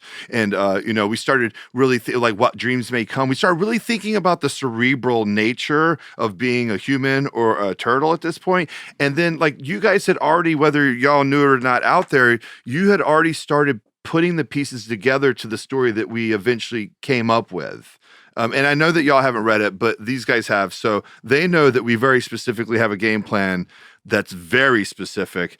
And all of these, it's very specific. And all of these characters in these turtles that you guys have purchased and that you collect and that you own and you're a part of this community, it's all going to come to fruition what their backstories are. Yeah, and I think in a even better, deeper way, beyond a television series that's animated, is that we really do believe that it's more reverse engineering, going back to that 2D world. Like comic books, I think could really allow us to follow individuals, so everybody feels like they're going to get to learn more about their shells. Like it would be a bummer for me if I owned like 12 of these things and they never showed up in the TV show, and you're like, fuck. Yeah. But I think that other mediums of storytelling, like comic book, games and stuff, that can really help. I think that when our initial conversations with Jameson, it wasn't so much how can you just make a TV show. It was like, how can we not only justify, but tell what the world is past just like a cool piece of art. You know what I'm saying? Like to really like tie every character together. And that's what we spent all this time on. And I know we were a little slow, but it took a minute because it was a really tough one to crack. But man, once we started like saying, well, what's the orb? Oh, that's what the orb is. Why are the humans underground? Oh shit. That's why they're stuck down there right now. And they have to be miners, almost like crypto miners, like Bitcoin miners. We started thinking about Ethereum and NFTs and decentralized government. It is not by coincidence that you're going to see blockchain and how that works as in a metaphorical, a physical way through. We also think that that's important for the people of the world that don't understand crypto or what the blockchain is and all that stuff. We actually are going to infuse within this television series an educational aspect to it, but you're going to see it in violence and action and physicality of the ore. The ore almost. Well, no, don't do it. No, I can't. I don't want to give it all. We know what the orb is now. We know why the planet blew up. We know why the humans are underground. We know why our turtles are sentient. And there's going to be love stories. There's going to be battles. There's going to be there's going to be shells that you think are wrong or bad, but they're good, and they're having to come off the way they are because they know more than other shells. There's going to be a whole complicated world around this NFT collection. There's going to be a Shells cult. There's a cult. So tell me, tell me how do we think this potential like comic book can play into this, and like how do we see that storytelling process lead into what we're going to eventually see on screen with animation? I think that just like in the early days of Marvel, where you had the Punisher, or you had the whatever all the characters were, they all provided this crazy backstory to what then became what we see now with all these movies, and we're not that, okay? We're not going to be Marvel. We're going to be Shells. We're going to be what we are naturally. But I just think that there's so many different characters that you need something that can allow them to all be kind of pulled out and given their own time to explore their story. Yeah. I think comic books is one of the ways you can do it. He's right. And here's why. I think what we have multi-part goals. The goal isn't just to do one thing or the other, because we're all complicated creatures, right? Jameson has a million things he wants to do. I'm sure Buckus has a million things he wants to do. Jason's right, though. A 28-minute animated show on Netflix, or a 41-minute animated show on whatever, Liquid TV or whatever, isn't going to allow you to go as deep down the shell hole, so to speak, as we would like to do. Yeah. Also, we have a lot of connections with comic book companies. Here's another thing we know from just pitching a million times, is that studios, pods, and networks love IP, right? So we're kind of in a really interesting spot, because you guys have built this really cool, beautiful NFT IP, but now imagine if we could have a really cool graphic novel comic book series on top of that. Because that gives stories to all these characters in a more meaningful way than just that 23-minute series. That allows hundreds of Shells stories to be told on pulp or digital comic books, whatever it ends up being, and letting us like follow these storylines that we then create just for that. So I think the folks in the community are going to be very excited about having every one of the Shells get their stories told. Yeah, I also feel like, having something physical in somebody's hands that is attaching them to their digital identity. I think that's super important. It's bridging that in a way of like, yes, I own the Shells. It is my PFP. That's all well and good. Now, I want to see that physically being represented in some way. Why not? I don't feel like we've seen that before. I feel like this is. I think we're at the edge of that. Well, Bored Ape tried, but well, not in the way that we're but in the way that we're talking about to give it legs in all these different directions. I think is a lot. I think a whole bunch of NFTs are going to go the way of the wind, and I think it's because that they're not looking at it in the way that Jamo has been looking at it, and all of you guys have been looking at it. Bringing in writers was not, even if it wasn't us. I mean, obviously, we're feel so blessed to know you guys now. Yeah, but it was the next step in the evolution. 100%. I mean, for me, you got to tell the fucking story. You got to tell the story. These NFTs, it's 90% of it is quote unquote storytelling. And if you don't got some people that are on the team that are like actual fucking storytellers, well, you're just gonna miss telling that fucking story. And it's the story that keps people invested, right? 100%.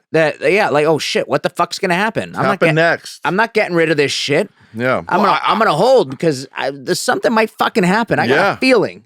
Yeah. And you have your writers that literally are part of the community and listening to what the community says that actually could inform the story. I mean, with burner accounts. So like, what a keep creep. that in mind. Burners. Creep. True. Burners. You don't see that. You don't like. There's a Marvel didn't ask what fucking fans of Spider-Man thought to get the. Stan Lee wasn't asking. They obviously didn't ask us the past couple of films. Here's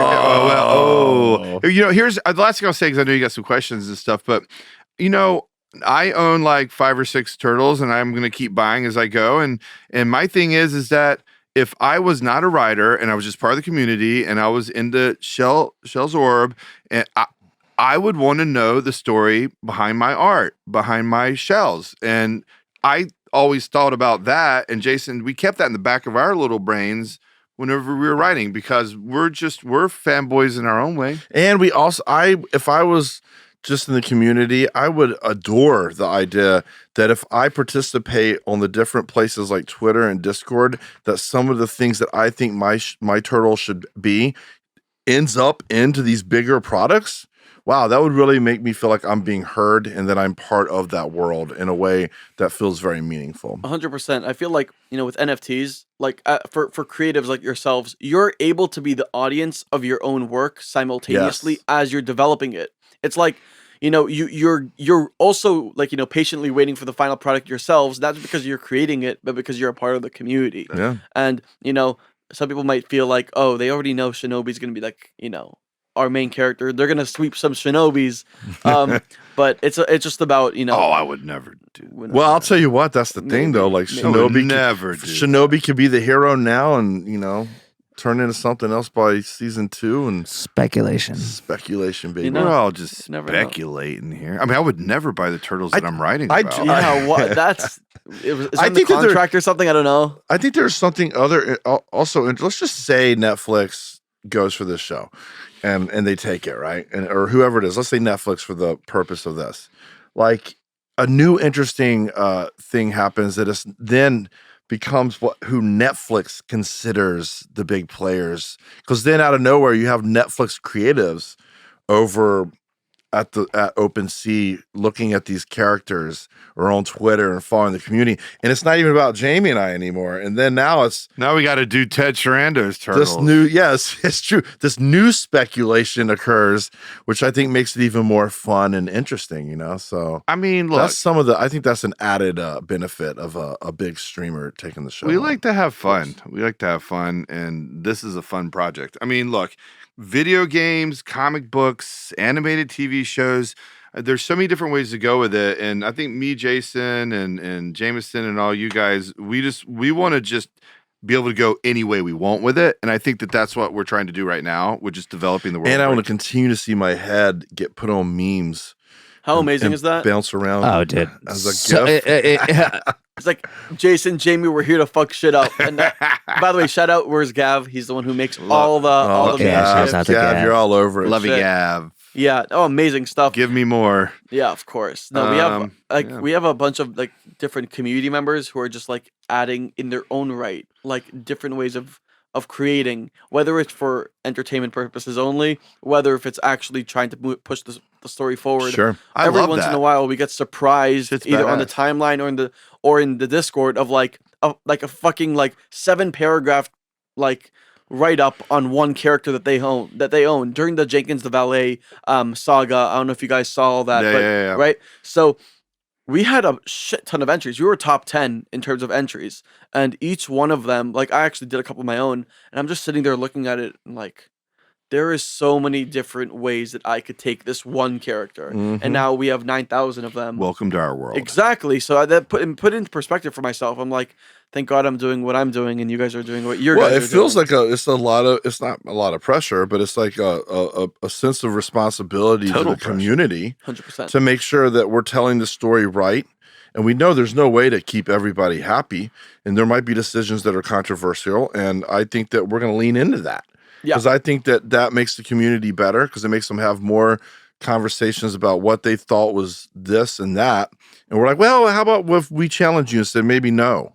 Well, you guys are experiencing that, like Comic-Con, and like showing up and people saying this, people saying that, no, yes. But like the constant dialogue is the only way that this is going to happen. That's right. And we have that, and you guys are actually part of the community. Yeah. We are all part of the community. We read a lot of stuff. Jameson early on sent us a lot of stuff, and all of that stuff just kind of was digested during the process. I mean, I think one of the key components of being a writer is to listen and to watch and to smell and to drink, and to not drink, just like taste, and to understand the world you're trying to spit out into a document. Yeah. And we did a lot of that. Because Jamie and I understand fandom, and this is different than the Umbrella Academy. The fandom there is unbelievable. It's we go to cons and we speak on panels, and it's pandemonium, and it's fandom at its best.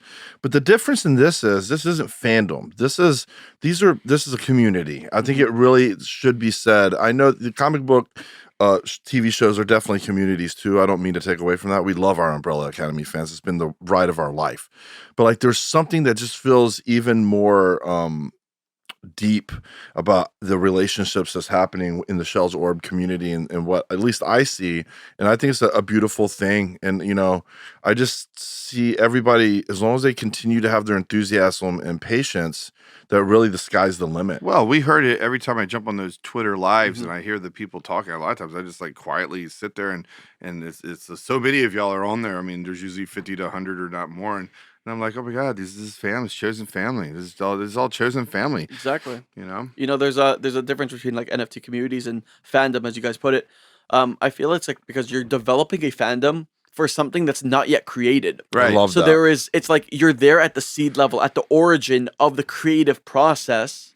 So you're developing that sense of family. Yeah. And it's kind of like it shows belief in the creators, belief in the team in order to develop something. So then when it's actually out there in the world, there will be a separate fandom that's naturally developed. Yeah. It'll be completely different. It will be completely like different. 2.0. Absolutely. But we will all be here and be like, remember those like 200, 300 guys in the Discord who are like doing some fan art and like writing lore by themselves on Discord and on their way to Comic-Con, right? Those all become NFTs in themselves. Well, I hadn't actually thought about that. One-of-ones. This is such a really exciting, strange experience for us. This is never how we create.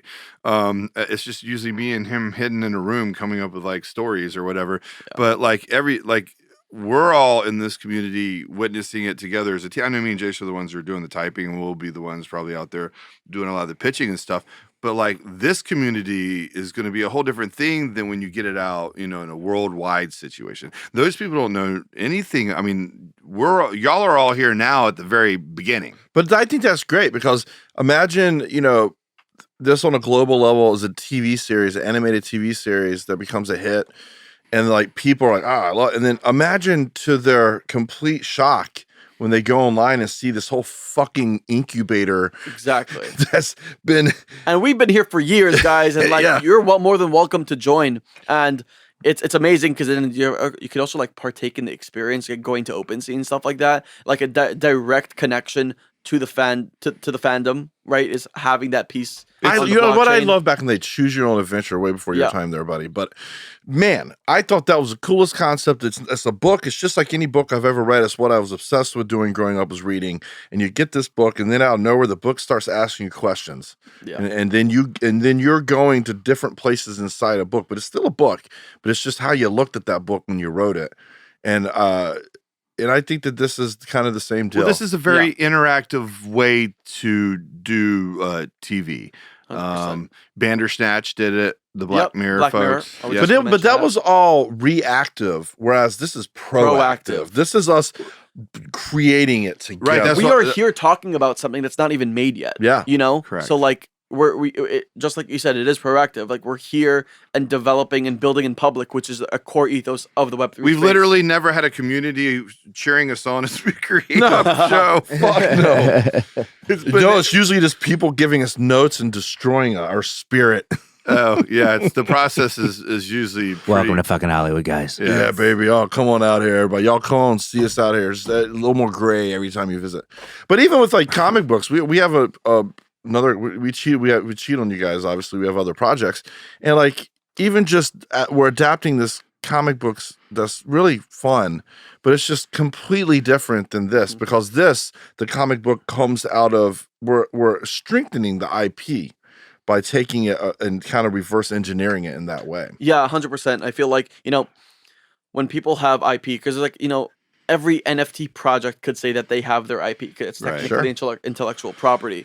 But like what we're doing here is, you don't just take, there's like 9,000 images on OpenSea. Okay, let's make this into a TV show. Right. You have to create the world. You have to create the orb. Mhm. And then whatever comes from that is then what could be released. It's that you don't release it from the IP itself. Is you create something from the IP and whatever that leads Yeah. to. So that's That's why right. if comic books comes first before the TV show comes before the comic books. That's up to you guys. Doesn't matter because doesn't what matter. you just said. Exactly. Because the incubator, the world is pulsing into existence through all of the folks. We're pretty that are excited about the Discord comic this. book. Oh yeah, I side. think so because imagine 100 issues that are 20 pages long, but each one has a different turtle that you get to just live with their story, and then eventually when you see, it'll be easier to integrate into animated TV series or movies or whatever ends up being online content. Everything's on the table. Yeah, everything is on the table on this, but it's fun to be able to kind of simultaneously do it all at once. We got some really interesting partnerships that we're working on over here. Yeah, That's awesome. Team. yeah. I mean, there's a lot of places for this to go. It's just about strategically doing it. The marketplace in Hollywood is. I don't know if anybody's really aware, but the strikes that are looming are just completely bonkers. Like we have gonna be tough. multiple projects that our management team are not letting Nothing us pitch done. because you only get one shot at this, right? Yeah. For that first opinion, and like if everybody's already shuttering the hatches, waiting for this strike that's looming. Well, if you're your one shot. If you're looking on deadline, CBS is doing 2 pilots. They usually do 15 pilots. This is a time for us to just really develop and create and sharpen our teeth before we go to battle. And the minute the WGA and DGA are done doing their thing, then we're going to get out there. 100%. And I do think the comic book actually going first makes more sense Yes. exactly in this landscape due to all of the looming strike. And also just like, what is more reasonable to do in a timely fashion in terms of like, because people want to see constant movement in production. Yeah. For the community purposes, getting something physical in their hand that you could literally see as like kind of a chapter of the Bible of Shells Orb. Yes. Right? That is perfect. That is Right? perfect. It's That's actually it. a deliverable that you could actually give to the community. So you guys could actually have something in your hand that is dope with the Shells Orb art, Shells Orb story, all that good stuff, while being able, it's kind of like teasing the community along until like, boom, here we have it. Yeah. And at the same time, obviously, we have to be realistic in terms of the time that it will take to take from where we are now until the inevitability of when the show gets Oh, it takes forever. takes forever. So- So that's what one thing that we were discussing pre-mint was like roadmap. Like there was a time and space in the NFT world where like every project needs to have a roadmap. Okay, what are you gonna do on March 3rd, 2022? What are you gonna Sure. do on April 17th? That's right.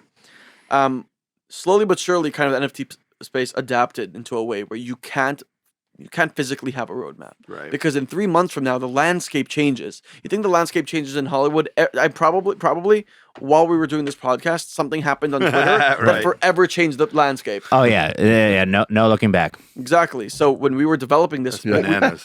what we knew, Even AI, I think, from when we first. Oh yeah. Exactly. Even now, it's now a bigger idea. This could be Oh put dude, in this. AI Exactly. is changing everything. everything. It's just As a writer, I don't like it. well, well, you get learn to use it. Yeah, no, That's true. maybe. that's the thing. It's adapt or die. But the I'm thing a boomer. is that when Teach the algorithm Yeah. a shells and How do you do that? Are you double jointed? What is that? no, man. I'm just I don't feel like I could do my arm like that. Not like dude. that. Are there questions? Do we need to go through? I don't know how much time we Yeah. have, but I know that the Yeah. how much community. time do we have? An hour 40.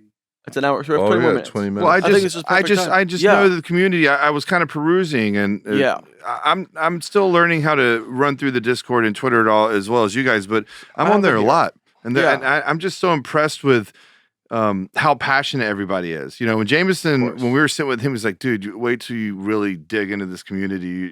You're not even going to believe these people and how passionate they are." And I was like, "Wow, they fucking care. it's awesome." They care, and like, you know, as much as you guys have written down, you know, to build this story, the reality is like the Shells Orb community has written 12 times Way as much. more.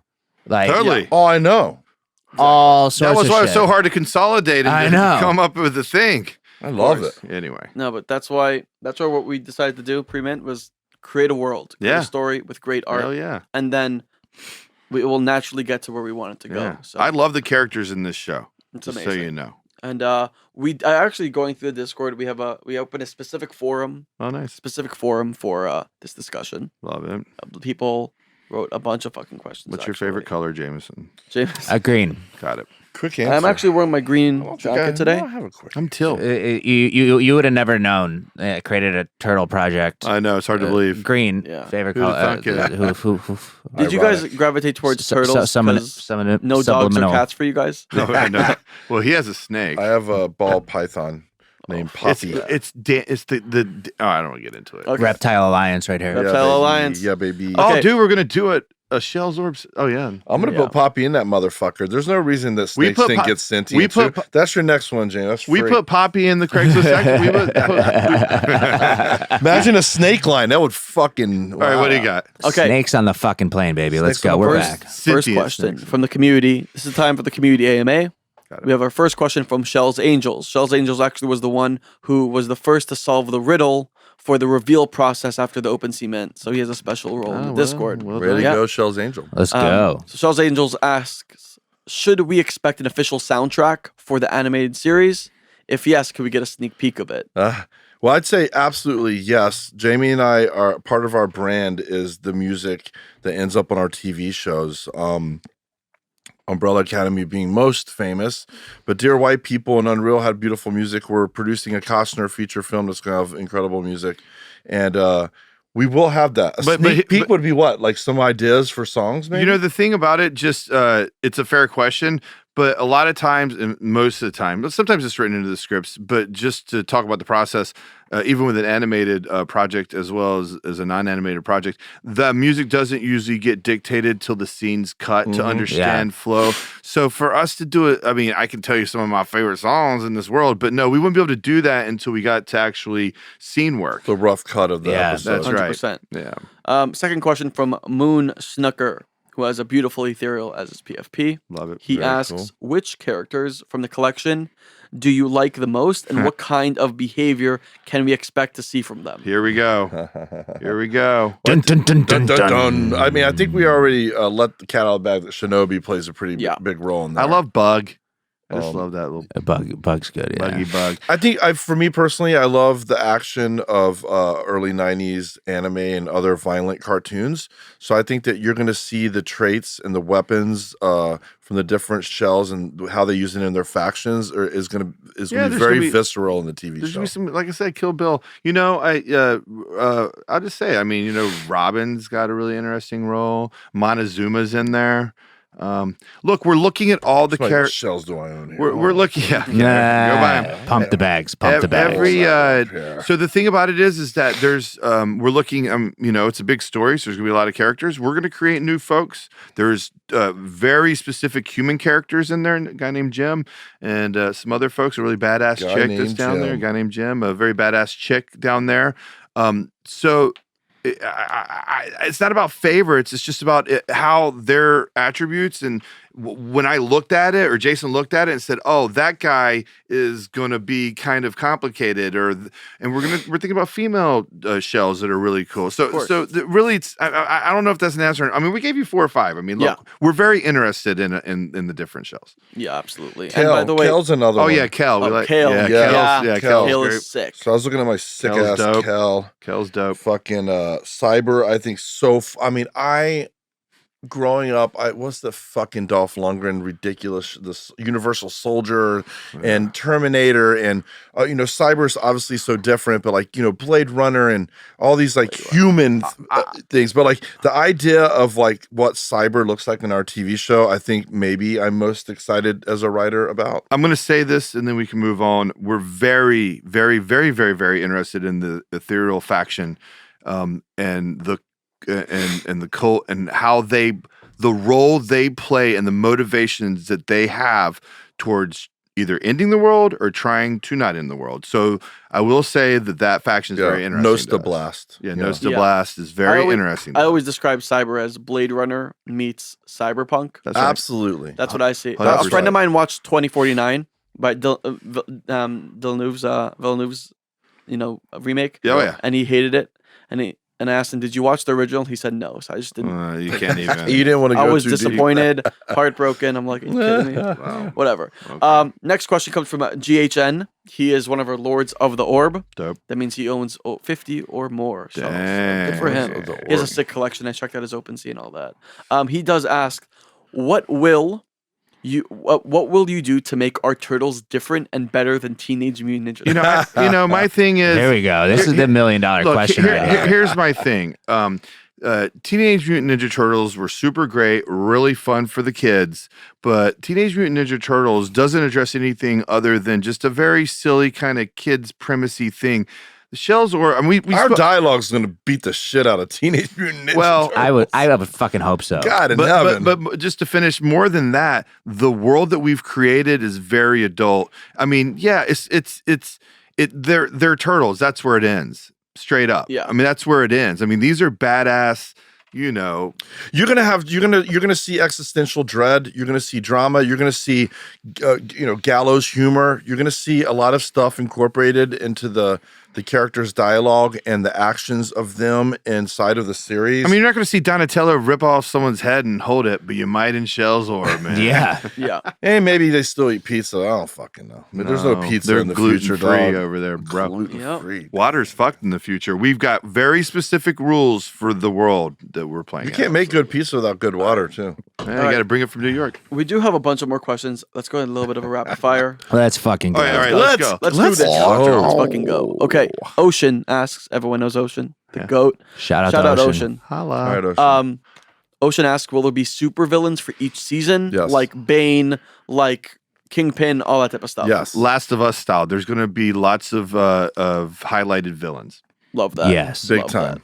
Jordy Yeah. Donnelly asked, which we shout out before, says, what will be the shape and format of an episode look like? We talked about it, 28, 30, 40 minutes. The great thing about streamers is the story dictates the time with Amazon, Hulu, Netflix. It's not broadcast style. It's not either 28 or 42 minutes.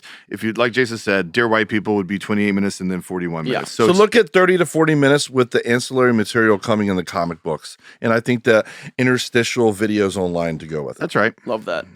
Crypto Castaway, who owns actually one of the Unfaction characters. Dope. Good dude. He asks, do you have any voice actors in mind already? Or will that come when, the characters are more fully developed and you get more of a sense of what they sound like? We have a feel couple like? that we want. We have people we like. Rook's going to be in it. I know Michael he'll Rooker. be into it. Nathan Nice. Fillion's a very good friend and a very good voice Alan actor. Tudyk is a great friend. We produced the pilot of Resident Alien. The guy's a king among men. So funny thing, Crypto Castaway actually mentioned Rooker in his comments. He's a great Rook's friend of ours. voice. Yeah. I mean, Rook's voice is so classic. We have you know? another project with him. He's a great friend of ours, and he will hopefully do whatever we He'll say do once it. we beg him. We're going to have to Rooker. teach him what an NFT is. though. Yeah, he won't know in it. We send them our way in the Discord. We got Maybe we'll get Rooker on one day. Who knows? Yeah. Yeah, he'd do it. He'd do one of these He'd one do day. one of these. He would. Will He's there? great. Castaway has actually a second question. Will there be aliens?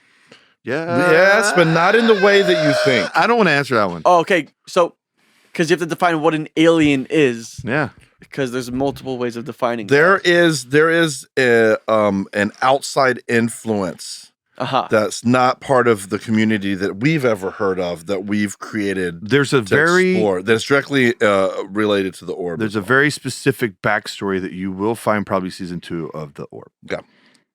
Awesome. Let's go. Let's go. Holla. I love he brought up the rook in his question. Yeah, he brought up the rook. Dog. How can you not? I mean, you hear Rooker's voice without seeing it. You're like, that's Michael Rooker. I actually want to because you answered a bunch of these questions that are already mentioned. I'm gonna read them and answer them myself so people know that we're equally representing them all. Of course. Will it be more R-rated or G-rated? It will be R-rated. R-rated. Violence. Rated R. You want to see turtles fucking? You're probably gonna see. Yeah, it. you know when you had the commercials and you know that when the screen turned red, you knew that it was an R-rated film. Oh yeah, R-rated. that shit's coming. Hard R. Hard R. Are we going to see all the factions represented? Yes. How could royalties or something potentially bring value directly to NFTs? Jameson, I don't know. I think this is an interesting one that is above my head, but I do think that the monetization of how NFTs and the different digital art holders of the different shells and how that looks is going to be something that is absolutely a real thing. I'm not sure I have that answer yet. It's. I think it's just like TBD, TBA. Like there's a ton of obviously if we're making good money on figurines and merch and all that stuff, we want to deliver some value back to the holders. Yeah. What does that look like? Maybe the form of a DAO. It could be there's a lot of legal. It could be a DAO. It could be also it could be all sorts of things. But I would say this, in general, that the easier immediate answer that I'd have in my mind, and you guys are far smarter with it than I am, but and not to be shilling to buy more, but the more that you hold, if this became a global hit and there were only so many of these shells that you could buy, and they've already been bought up by the community that was there on the ground floor, they own them. That's good. And when the rest of the world wants to try to get them, they got to come to the people that were there since day one. So that right there is a real easy answer for all of you guys out there. Awesome. So this guy, Graphics, member of our community, he actually titled his question called Fanboy. He says, I own a copy of the first appearance of the Umbrella Academy, which was a free comic book published by Dark Horse Comics. Yes. Any possibility as an 80s kid from Cape Town, South Africa, can send the comic to the Neese brothers to see? They could perhaps get the entry cast to sign. Please forgive me, but I had to try. Shit. I do know that we have a lot of signed comic books already. Maybe that's something where we could. The whole cast, that's like herding cats. Of course. But I know that there's, you got a couple of, writing producers. But we should talk. Yeah, we'll talk. We'll find some interesting ideas. We do have Onyx games that we're working on. Yeah. We do have a lot of a lot of stuff that we could easily incorporate. By the way, Shells Orb as a video game would be rad. It's happening. It's happening. The type of characters I don't want to mention some things that are up there because there are some. I was going to say a certain word, but obviously different fighting styles, different weapons. Everything. Oh yeah. You know what I'm saying? Yeah, I'm referring to something, but yeah. Oh, sorry. Where were we at? Where were we at? Okay, OG holders. Another one by Moonsucker. Cool. Why is it not loading? But how might the Netflix series or potential Netflix, whatever series, introduce new IP opportunities for holders? And what level of significance do you believe being an OG holder would end up becoming? I think I kind of answered it. We talked about this. I mean, if there's rare shells or one-on-ones or a limited number, which there is, there's some bad. Then if millions of people become lovers, or even hundreds of thousands of people become lovers of the show and want to start getting them, then that's going to drive the price up. Yeah. You know the deal. Yeah. Supply demand. What's only 9,000 of these on the blockchain, proof of ownership, all that good stuff. Magpies actually asked the last question, which was, when you share Shells Orb with people in your industry, what is the usual response, or what will the expected response be? Well, let me just tell you right now, we've kept it tight to the belt right now because we're still creating, and this was a bit to get this 50-pager out was important. But we're pitching to our friend Ash that he spoke to, his eyeballs got as big as this room. I mean, comic book people think this is a really, really fascinating idea. It has very long legs, and it's just one of those things where you could do a lot of really fun stuff with. So people are going to love it. And to go on further, it's like, people ask us all the time what our Umbrella Academy is going to be. What's next for us? And this is 100% the thing that we go to because it's fantasy, but it allows us to do things that we're interested in, which is more adult content behind it. So I'll say this, and Jason people love it. Jason gets sick of me saying this, but it's true. When you think about Umbrella Academy, the wallpaper is superhero, but it's really about a bunch of kids that dad died and they hate each other and have to get back together to save the world, right? So in the same, as a writer, you're always looking for the cool wallpaper, right? In this one, it's the same thing, man. I mean, you're talking about a post-apocalyptic world where humans live underground and there's these sentient shells above ground. At the end of the day, it's a character-driven drama inside of this really uniquely peculiar world. Yeah. Love that. Love that. What's up? Well, we did it. We did it. That's all the questions that we have from our community. I did just tag everyone in the server saying last chance. They probably have 30 seconds or so to type something. I'm almost done with this bottle of tequila, so when that's done, I'm out. We have to go to Costner tomorrow anyway. We do. Been a good boy tonight. But that was awesome. Oh my God. So much. Cool. Yeah. We could have gotten really fucked up today. Oh, yeah. Probably could have, but can't. No. I got fucked up last night. It's okay. No, I'm done. You did? Oh, yeah. I have elevated. We literally have to drive to Kevin Costner's house tomorrow in Santa Barbara. Like and sit with him 7 a.m. for like 8 hours. I'll be calling you assholes at 7 a.m. and be like, hey, wake up. Oh, fuck. It's early. I got a doctor's appointment at 10:30. I love that you have your doctor here. I know. You're such a weirdo. Dude. How long are you here for? 3 weeks. Oh. 3 weeks. It wasn't. He didn't come here for us. We'll have drinks and dinner. Bro, he didn't come here for How us. long are you here We'll do for? it. Off and on. I'm here forever, baby. Baby. He's going up to San Fran. Look, we'll be back, and then we'll do a thing. I go around. Yeah, I go around. This guy's a traveling man of mystery. And we got to figure out. We should figure out when are we going to sit down with Ash or whatever. Well, the thing is, Well, he's in Nashville at this exact moment. yeah, I mean, he's there forever. Like, I truly wanted to be able to show him this animation. I really do think it tells a we need to story. wait. The minute we have that animation and we can sit and do it, he's going to be like, I'm in. He is going to be like, Are we off? Are we still recording? We should stop. Bye, everybody. Bye, everyone. Bye, Thank you. guys. Thank you so much.